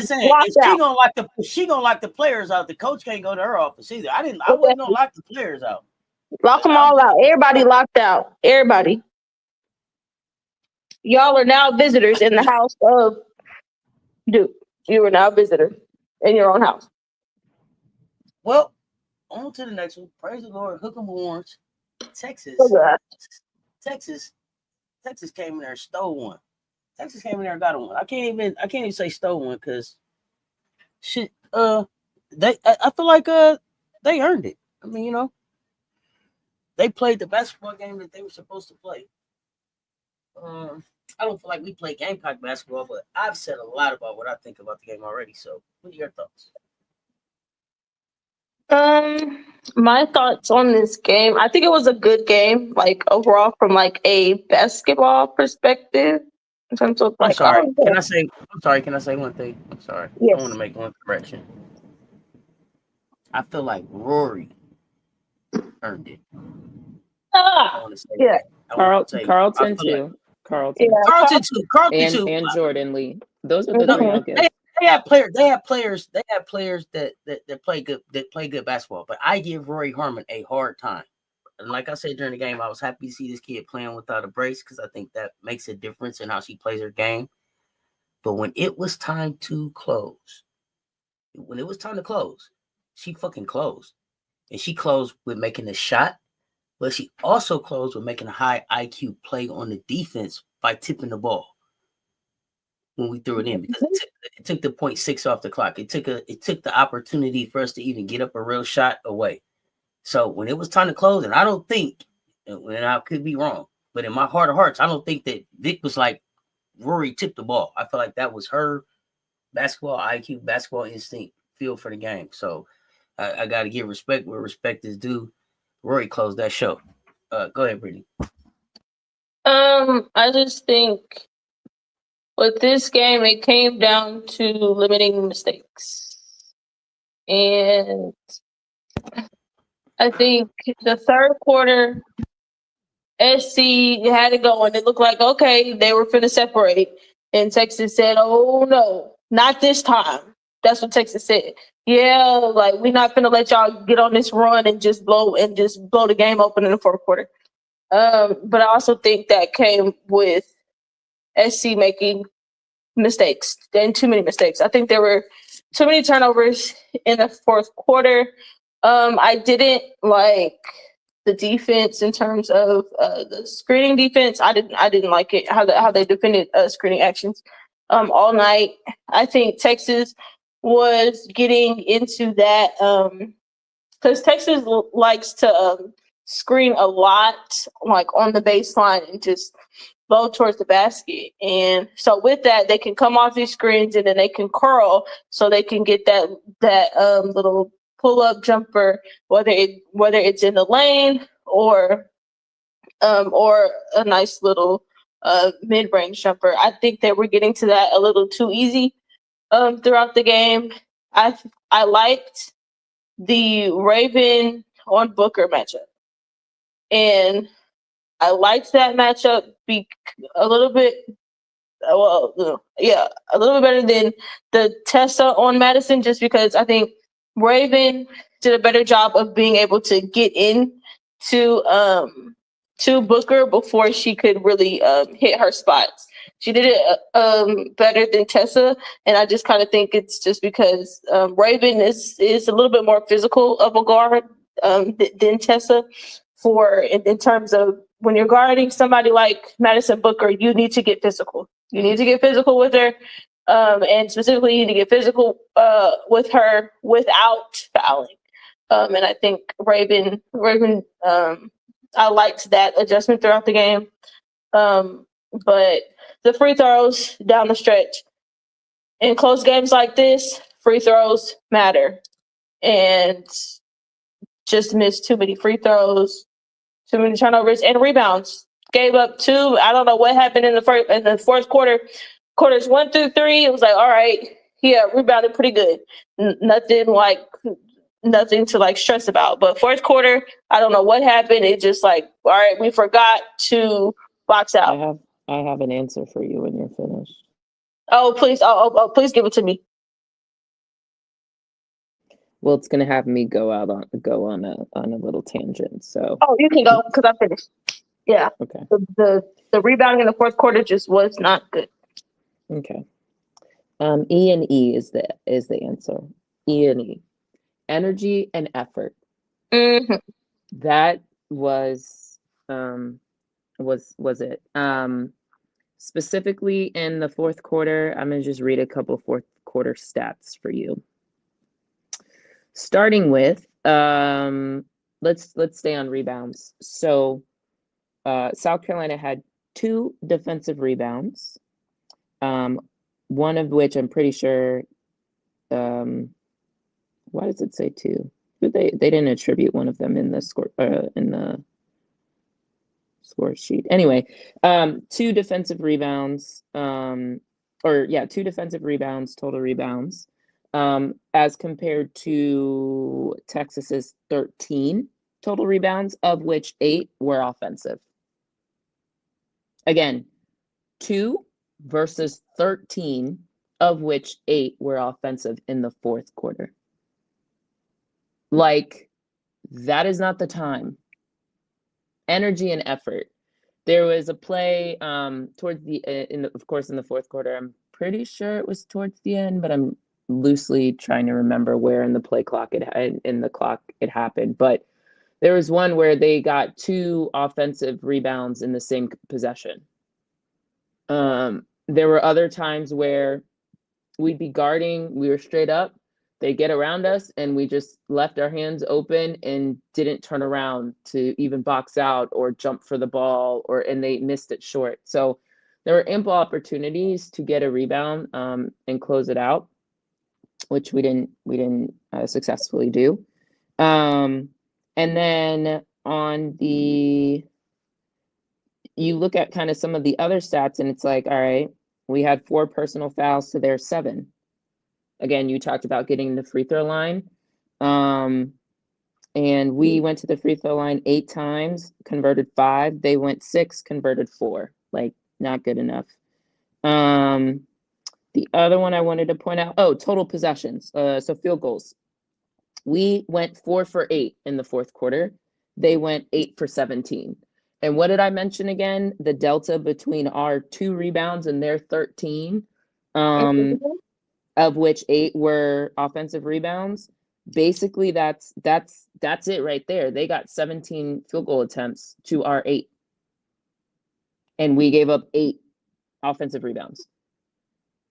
Like, you can't do that. You can't do that in the fourth quarter. And so to me, that's the box score. As much as we both preach not being box score watchers, like, that's the game right there. And that's what we saw play out.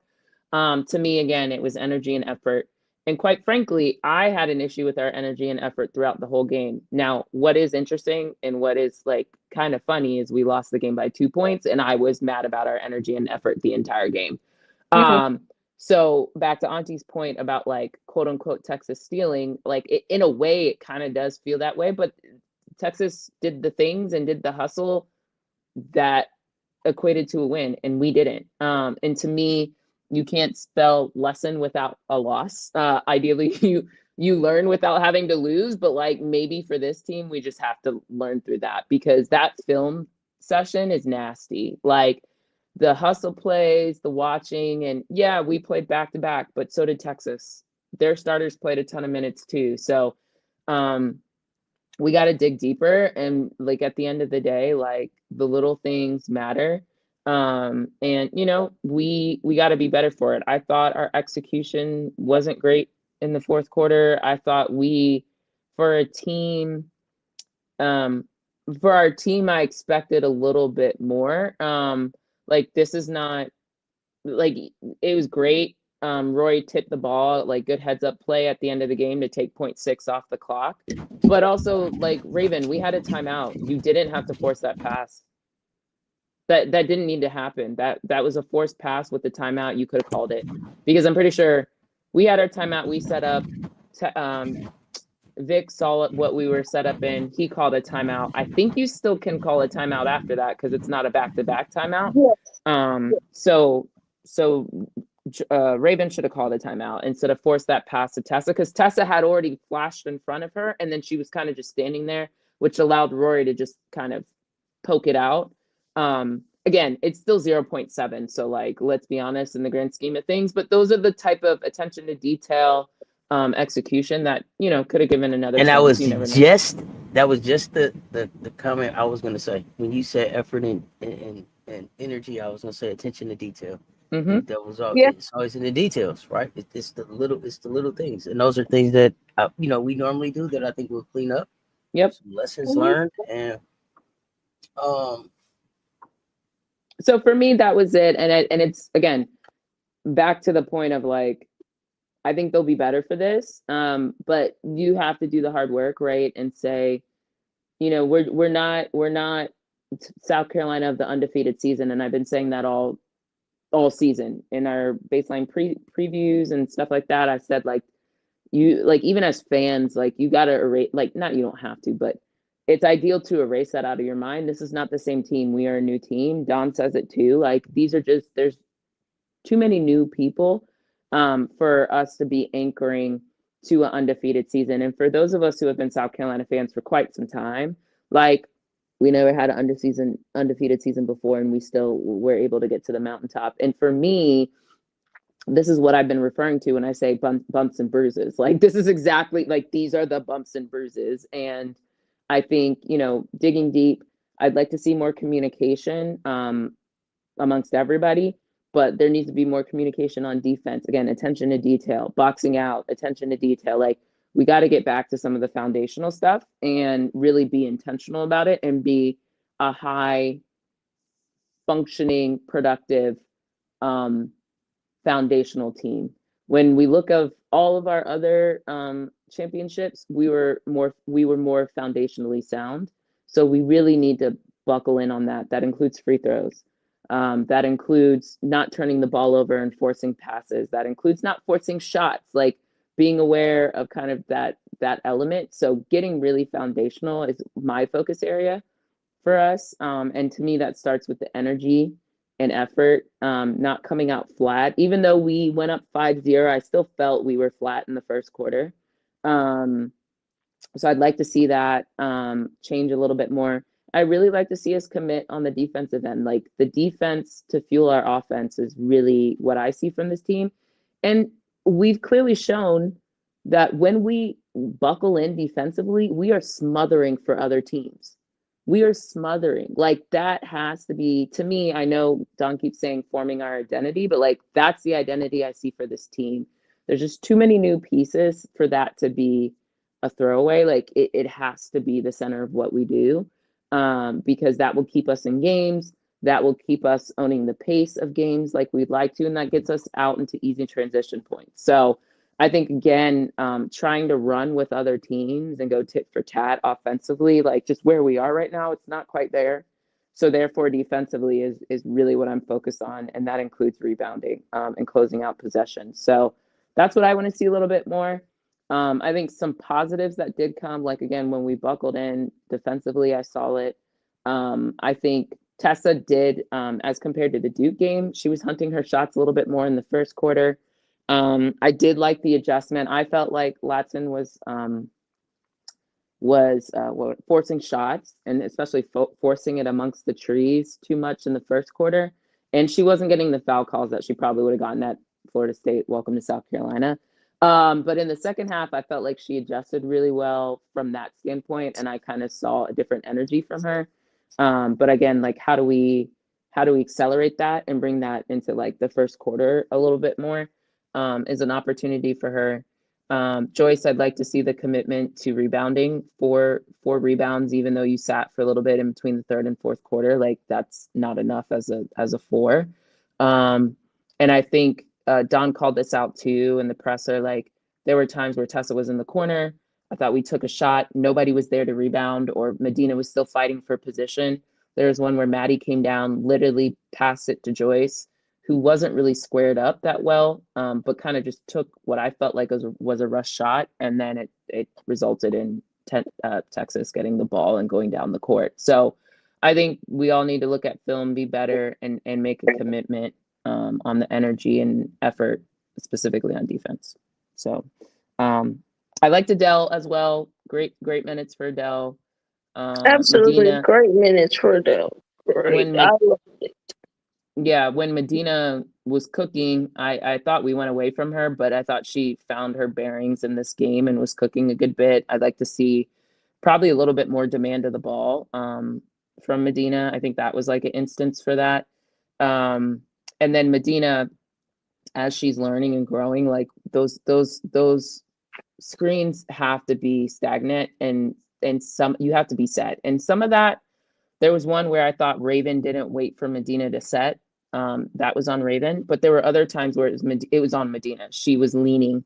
You can't lean. You need to set solid screens, and don't be so quick to roll and peel and slip and all that. Like, you're setting moving screens and that. So we need to clean that up, because we need Medina on the court. And then I would have liked to see Miriam in this game, but whatever. I'm rolling with Don.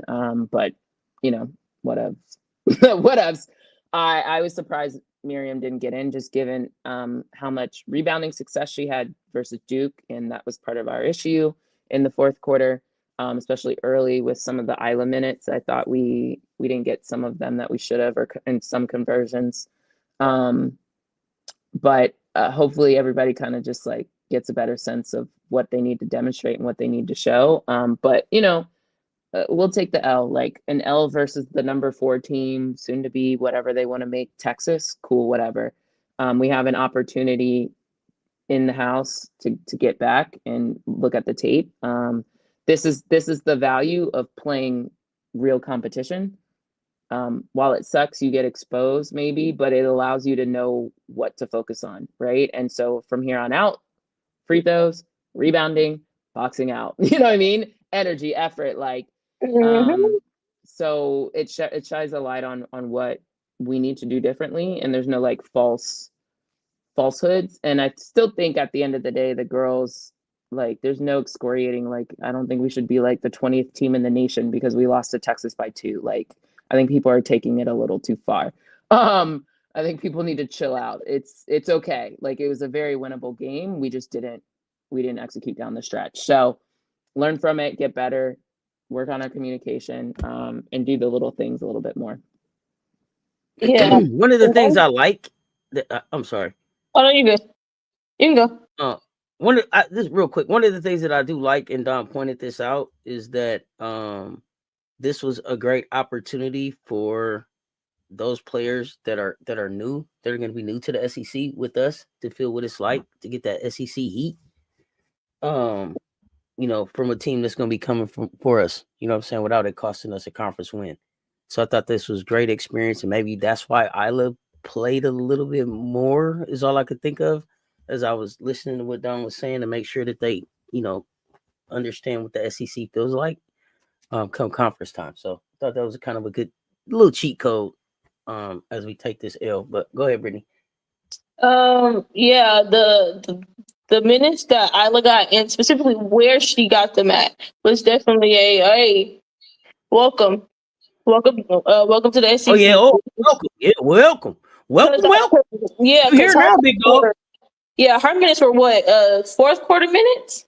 Third quarter, end of third quarter, and then the first few minutes of the fourth. Yeah, so I was like, so at that point, it's like, hey, welcome. This is what you're gonna need to do. I do think that they kind of, one thing that I wish I would have been able to see more offensively is them attacking Texas for not defending the corner well enough. Yep. There were a couple times where it'd be like, hey, weak side corner is open, swing it. I think there was one time, I don't know if it was the third quarter or fourth quarter, it was a screen with Raven and Medina. Raven floats the ball into Medina, but it was like, Raven, turnover, Booker's right? cheating. Because Booker. Yeah, Maddie. Maddie was in the corner. Yeah. But Madison Booker was cheating. It was like, hey, like, it's the attention to detail. If you were paying attention, you would have caught Madison's cheating completely over. So just swing it to Maddie for it's a wide open 3. So I think there was a couple of times in the game where they let Texas off by like, hey, the corner, weak side, hey, it's over there.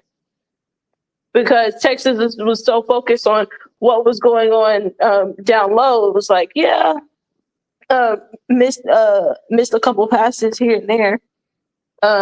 So that's something that I hope when we see them again, it's like, hey, I saw what you did the first time, and I'm going to make you pay for it. And then when it comes to the screening defense, one thing that Texas does so well that I hate, but as a basketball fan, I love their screening down low. And the guards those curls that they run on the baseline. Curls, yes. The curls, I hate them. I hate them when you're playing someone that loves to run them. But when you're running them, great, amazing, I love it.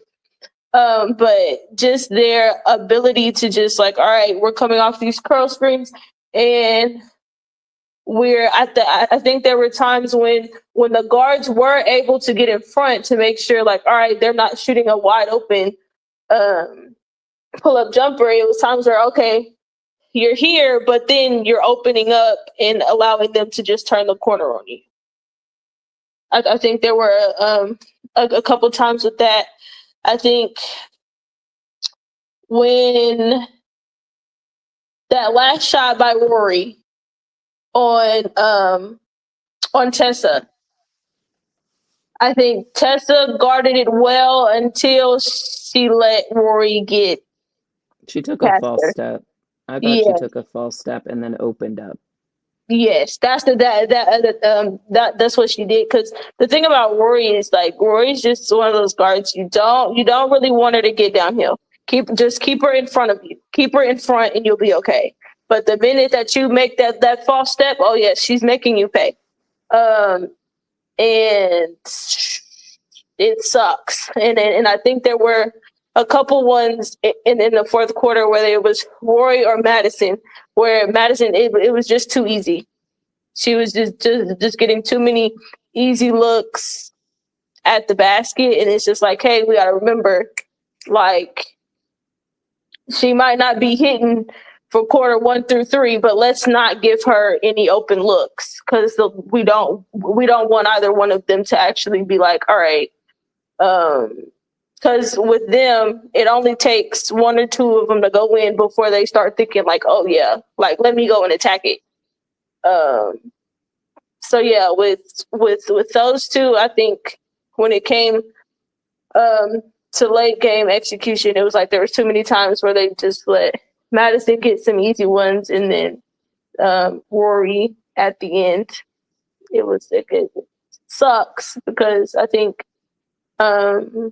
Tessa was preparing for like, okay, she's coming with the screen, and it was like, yeah, she didn't end up the big didn't end up setting it, and yeah, she had Adele there on her right, so it's like, okay, cool. If this screen does come, I can get over, but it was like Rory ended up fading, hitting, getting right past her, and then just hitting a little fade. Yeah, I mean, it was a good shot. Yeah, it was a good one. I hate it, but I gotta admit it was a good one. Yeah. I think overall though, like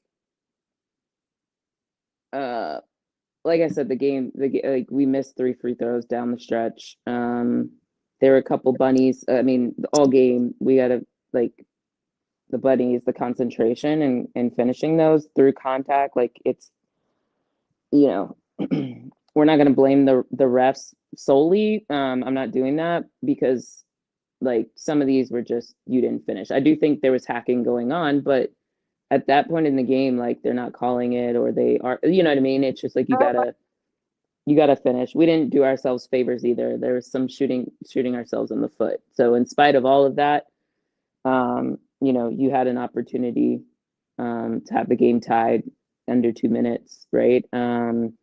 So better execution, better boxing out, better closing out, and you know, there was an opportunity to win by 2 and stuff like that. I thought there was also an opportunity when we were in the third quarter.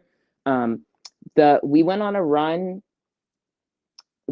when Joyce was out of the game, and we also lost our lead when Joyce was out of the game. So I think 2 things are true there. Like we were able to get some separation and go up 8, but then also for the 8 points to dissipate, like got to look at that too. So yeah. So, I mean, you look at the film, you learn from it, keep it moving. I think at the end of the day, like the lesson is energy and effort. I think that will take us a long way.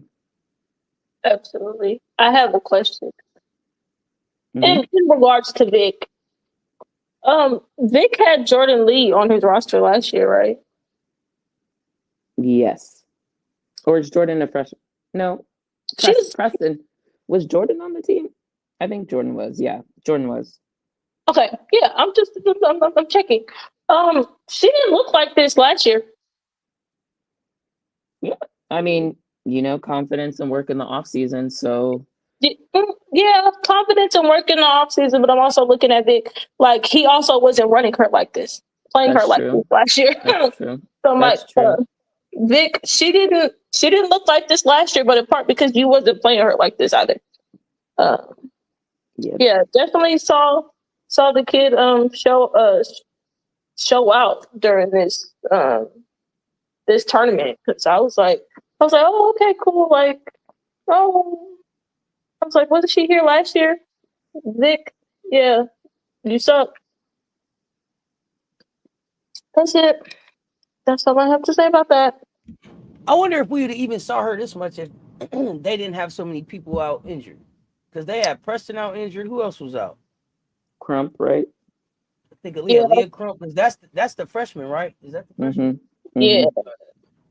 So, yes. So I wonder if we would have seen her, but that was a good opportunity for her to play. If Absolutely. she wasn't going to play, she definitely had a good showing. I thought that I don't think it was Lee. It was somebody on their team that I wanted to call out their help side defense. I think it was Carlton. Yeah, I thought Carlton crashed the boards really well too. Yeah, she crashed the boards, and she had some timely blocks on our bigs too. Yep. Help side. So, and then that's another one who was there. Well. She's another one that was there last year, and it's just. I thought she was a transfer in from BC. Is that her or no? That might be somebody else. Hold on. But both Carlton and Lee were freshmen last year, also. So, okay. I don't know if that plays a factor in how he plays freshman, how much he plays freshman and stuff. So. Yeah, so it's like I will say he got some kids over there that I do like. They look like solid basketball players. That's what I'm saying. And no, Carlton was at Texas last year. Okay. I'm just gonna assume. Like I said, they were both. Yeah, freshmen, and then they had that other big. And then you still had Tonda there, and you still had who was that? Taylor Jones there. That's why I'm gonna assume she was just lower on the depth chart because he had those two. Carlton did play a good bit. I don't know what happened in the middle of the season, but she got like 22 minutes against Oklahoma, 17 minutes against Arkansas. Not great, but 10 minutes against Alabama. The first game, I guess, in CLA, she got 19 minutes against us. So she was maybe sporadic. I don't know if she got hurt at some point, but she fell off, and she got 17 minutes against LSU last season. So she played. She just wasn't, I don't know what happened or what, but she did get in the game. Oh, well, she popped. She popped. I didn't. You telling me that she played last year? I could tell. But this year, yeah, definitely a kid that though I don't like Vic. Some of his kids, I might just watch certain games just to see those kids play because I do like. So okay, I do remember Justice Carlton last year, and so do y'all. When last year, Justice Carlton wore number 23. I believe she was 23 last year. So the first time we played, remember she crashed out and she was ready to go home. Remember, she hit the floor. Remember, and then I think she got hurt for the rest of the season after that because she didn't play anymore. But I believe Justice Carlton wore 23 last year. I believe that was her last year. I think she was 23 last year. That's what I think. Now I gotta check, but that's what I think. All right, let me see. I don't. I think. I think. I don't know. Now I got to know who was that. Oh, Ashton Judd didn't play either. That's the other one I didn't play. I forgot he went and picked her up. But there was one player, number 23. I don't know why I'm thinking it was Justice Carlton, but maybe not. It crashed out. It was they didn't want to play no more. Was that the other girl from last year that I might be mixing her up. I'm about to check. Yeah. Was 23 the other girl that during was it the Final Four or Elite Eight that had some stuff to say? No, I'm wrong. It was oh, hold on. Because I see your picture now. I'm wrong. It's not Justice. It's oh my gosh, bro. Where's it at? Aaliyah Moore. That's the girl. Yeah, Yeah, that's the one. Aaliyah Moore.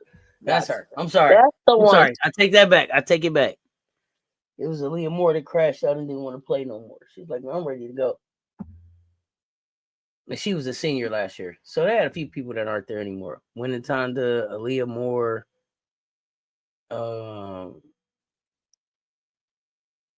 Shay Holly is gone. Philia is gone. Peterson was hurt. Where did Philia end up going to? Because Syracuse.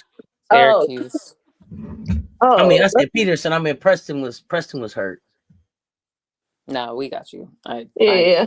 I thought Odeck was gonna be a starter this year. So that kind of surprised me. Really? No, I didn't because I'm not of even gonna start that conversation. I'm not even well, no, just because of the way in which for the hell of it, why not? Do you ever go into the dub? Oh.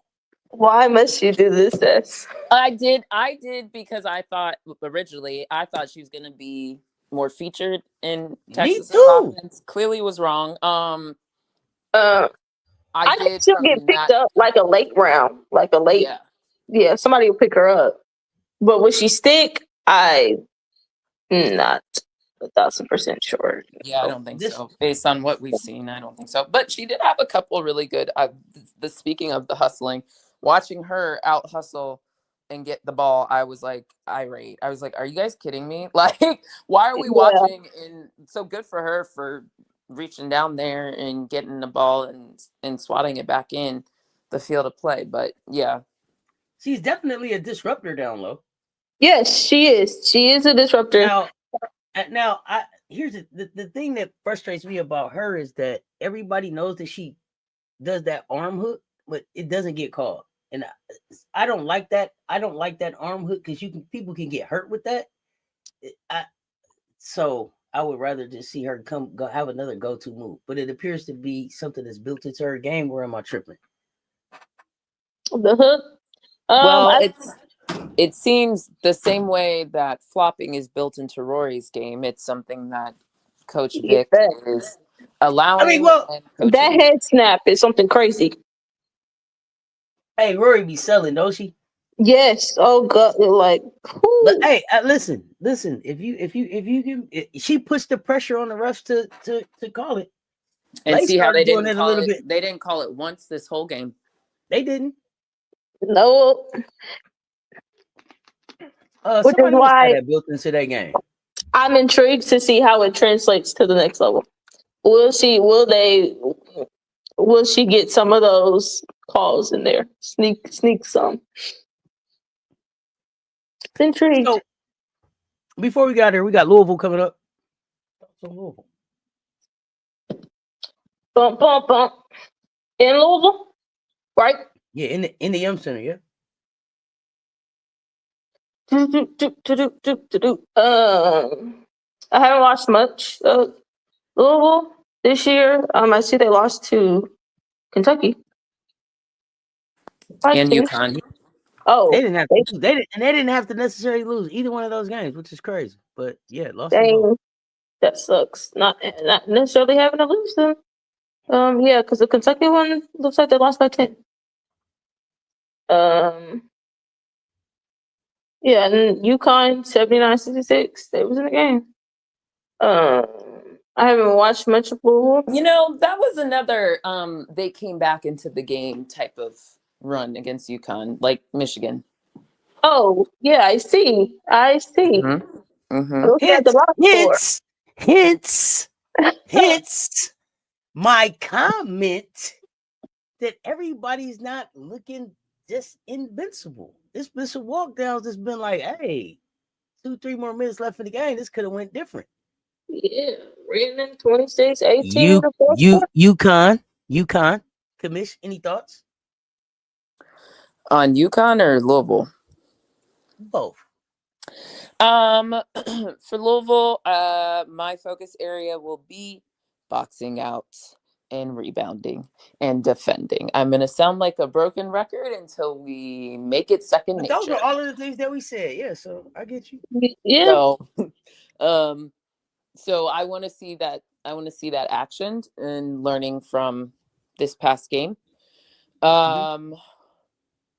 If we're gonna play Isla more, my one desire is can we start integrating them earlier? Like I waiting until the moment you need them. Again, I'm gonna trust Don, but I'm gonna question like, can we get some of that in some of these other matchups that are good environments, like on the road is a good time to be getting some of this stuff up. I'd love to. I don't know what the plan is, but Dowda too. Like I would love to see her in the game a little bit more, but that's also critical on us to have the game in a position where Don feels comfortable doing that. So it's kind of a catch-22. But I think we'll see a really focused us. Louisville's familiar with Latson, but Latson is also familiar with Louisville. So we keep playing all her ACC people. So hopefully there's an opportunity that, you know, she can help lead the way there, get comfortable, and kind of do some of the stuff, not force too many shots, get others involved, kind of play make for others, and really get downhill. Like I said, I really liked her second half more than her first. And then UConn. Look, I'm not making it a point to watch a ton of UConn games, mainly because I think I know what I'm getting from UConn. So, like, what's the point of watching? And this is why I just keep harping on being more fundamentally sound, is what we need to grow into. Now, when I think about our capability as a team, like, our capability is really high. And it's on us to maximize and reach that potential as a team. And so that's our maturation process we have to go through. And it starts after, you know, the Texas game, really honing in on what we need to be more buckled down about. So I don't, like, UConn can go undefeated. I don't personally care until the national championship. Like, you know what I mean? Like, okay, cool, congrats. It's not gonna, if it happens, it's not the first time UConn's gone undefeated in there. Oh no, I still think they go undefeated. Yeah, I just don't see a lot of teams that are gonna give them much push, including Tennessee. So it's kind of one of those, I think everybody's like hyper fill in the blank, whatever the word is, but like this, like this, just the hyperness of like, oh my God, South Carolina lost, the world is falling, the sky is falling. Like, it's not falling. It's okay. Like, it was a loss to a equally top ranked team. So be it. Like, this whole, the unattainable perfection standards, I think that's just not where we are. And so if that needs to be where UConn is, good for them, do it. But we'll see you know, as we work to get this thing where it needs to be for a championship run. So I think UConn, that Michigan game could have definitely, I mean, that, like, you saw the way that went. I just don't think there's enough resistance on their schedule. So we'll see them in April. Oh, absolutely. Absolutely gonna see them in April. That's my pick as well. Look, but I do like the play of Quinones. So I do like the play of Quinones, and I like the play of Sarah Strong. Sarah Strong is strong. Oh yeah, Sarah too. I mean, Sarah's a given. Yeah, true. Sarah's a given. But, I'm actually and AZ as well, right? Like, those are givens. Yeah, AZ's like, balling. I'm talking about like what I'm watching right now is like. Oh yeah, Quinones. Oh yeah.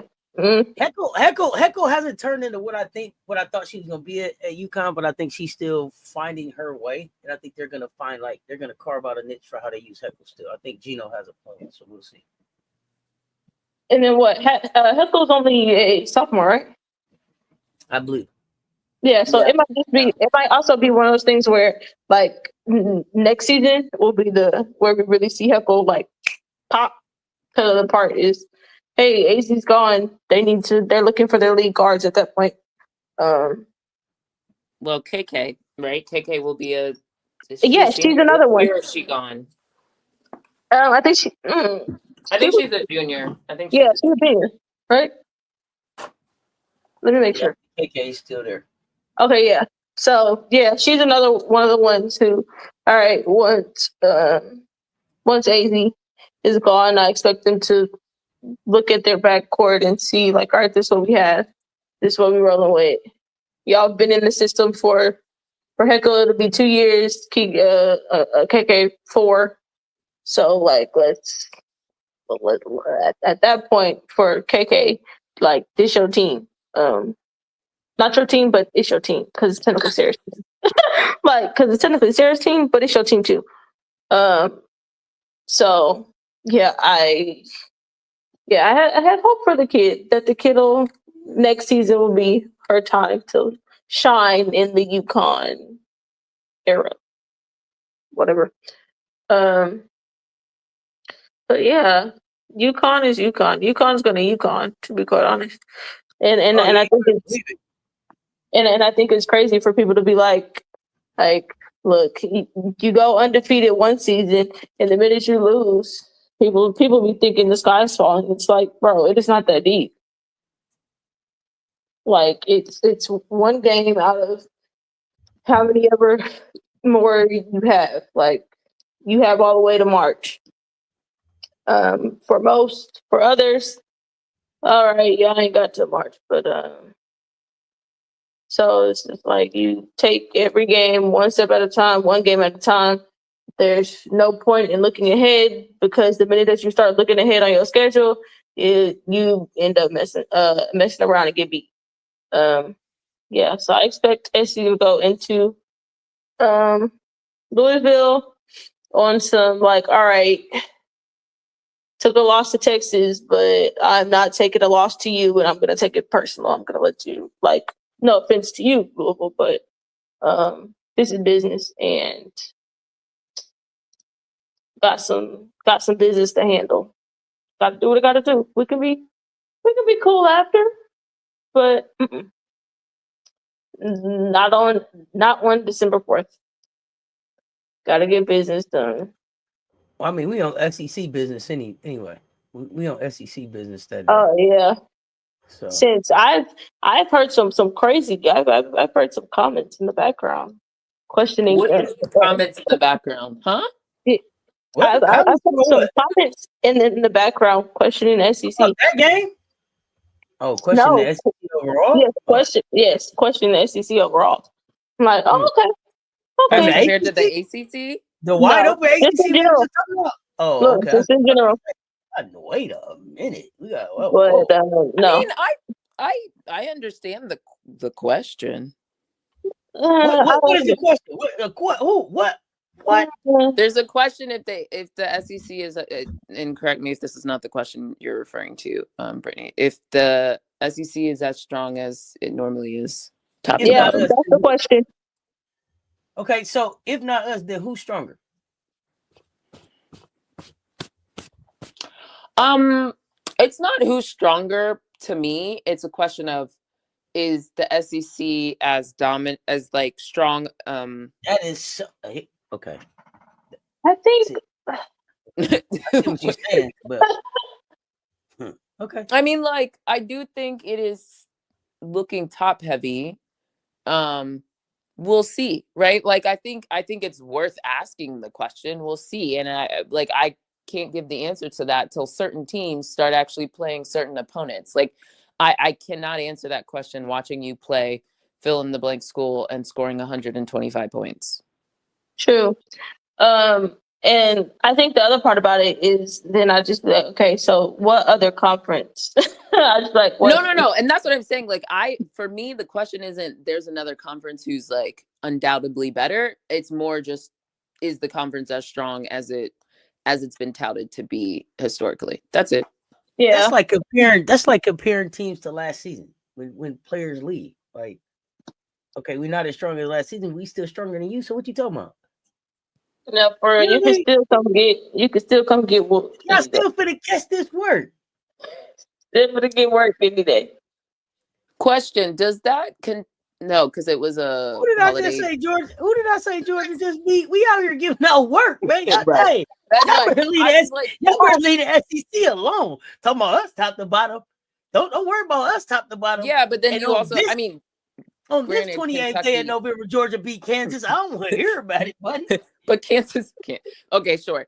But it's still like, okay, I'm not saying Maryland's bad. Like, I think Maryland's pretty good. But like, you also had Kentucky, who I thought was starting to look pretty good, losing to a Maryland pretty handedly. So it's like, it's a question. Look, I had questions about it can be questions on a lot of days, but in this ACC SEC, we gonna see. We gonna show y'all who the SEC is. Well, first thing, didn't we just say ACC ain't? I'm not. Yeah, we finna show y'all if there's any questions, and then the rest of y'all, if you think y'all we're Big 12, what day you want to do a Big 12 SEC turn? What never.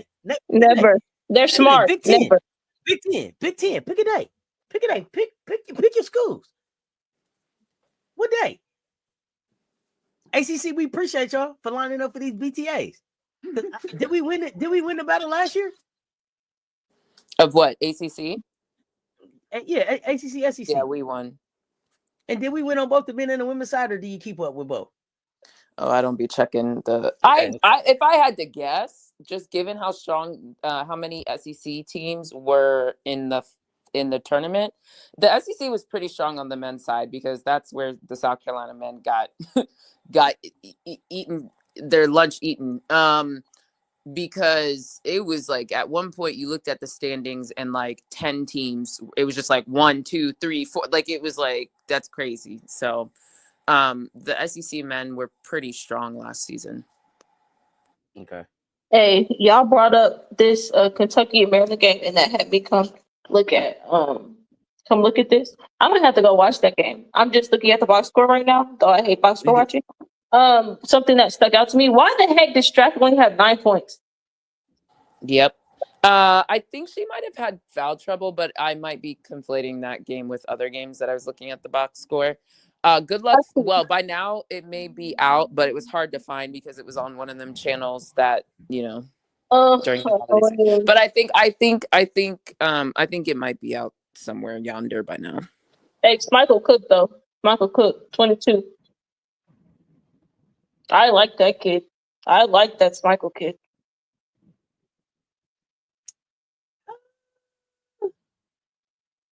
I think Schmeichel is the one that I was saying I need to see some more consistency. And I maybe that's just Maryland in general, or maybe I thought maybe she played better in the games that Bree was in versus the games that Bree wasn't in.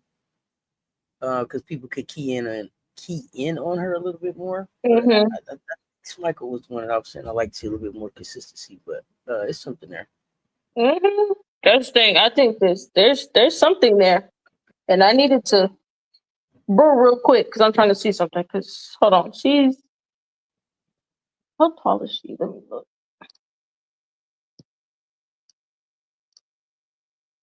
But we'll see where these teams end up, especially in this Big Ten. I think it's still kind of wide open, so it's gonna be interesting. They can't be more wide open than the ACC. There ain't nothing more wide open than that conference. ACC is wide open. Well, day and night. One has to wonder, is the Big Ten more wide open than one thinks?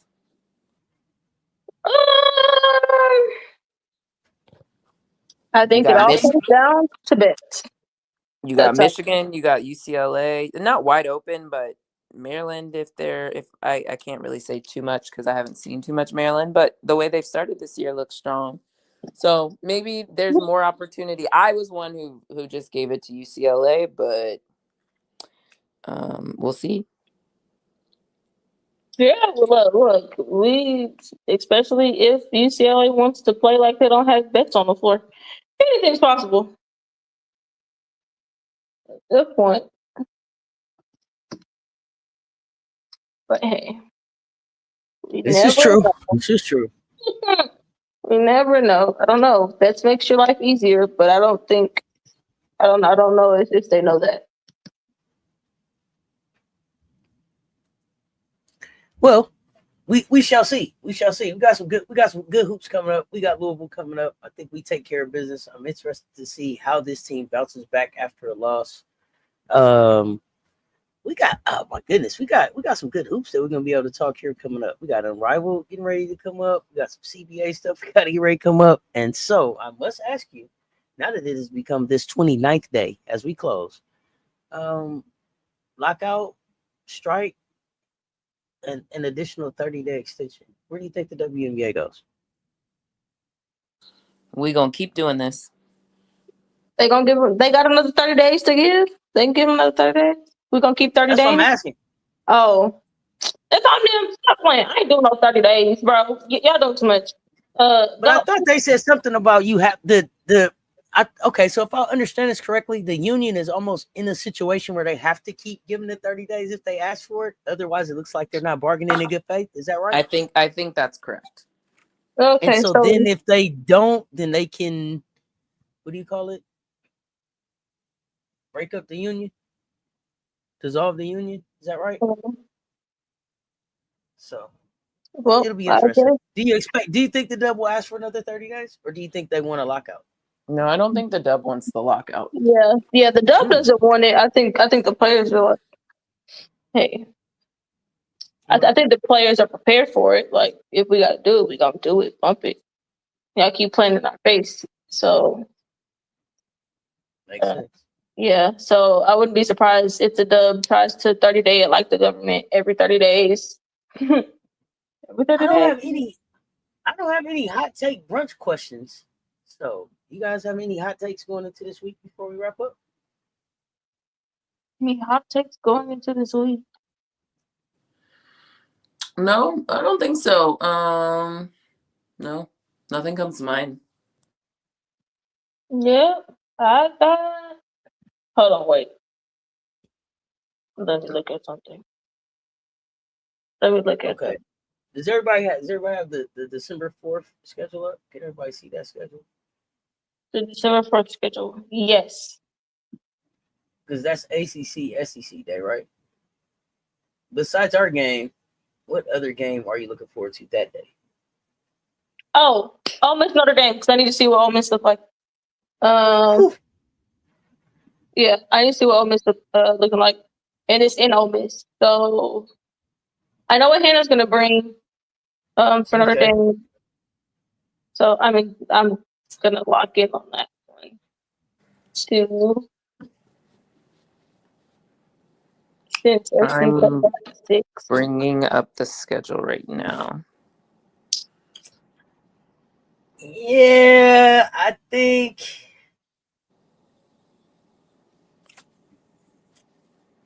Yeah, I think I don't know. I think North Carolina, Texas may be interesting. I don't know that I'm going to tune in. You got Duke LSU, but I think it's that Notre Dame Ole Miss game, that 9:00 game that I'm looking forward to after our game too. I mean, Cal and Mizzou. Oh, it's a two-parter. Oh, is it two parts? Yeah, because I was like, that's not enough teams. On Wednesday the 3rd, and then December 4th. Back up. Okay, let me back up. So let's look at. But I guess NC State, Oklahoma looks interesting on the 3rd. Yeah. Tennessee and Stanford could be interesting. Auburn, Syracuse could be interesting. We said NC State, Oklahoma.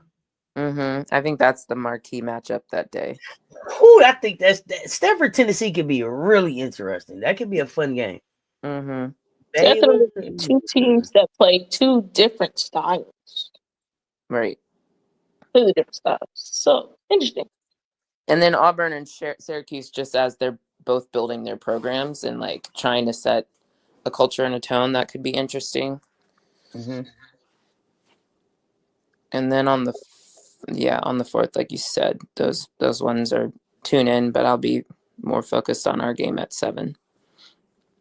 Yeah, but at 9 o'clock it'll be about, because I expect LSU to dismantle them. It'll be that Notre Dame, Ole Miss, Hannah, and Cody. Don't put your hands on me, McMahon. I want to see what's going on there.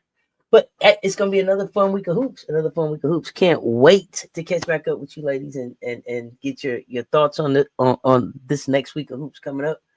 Appreciate y'all taking the time to do the recorded episode. We will be back live soon. Be on the lookout for the drops. Ladies, anything before we get out of here? Nope. All right. And with that, y'all, we're going to get ready to get out of here. Until next time, y'all know what it is. Y'all stay tuned. Talk soon. It's the Commish. Brittany, High Life in Spirit. Let's talk sports, y'all. We out.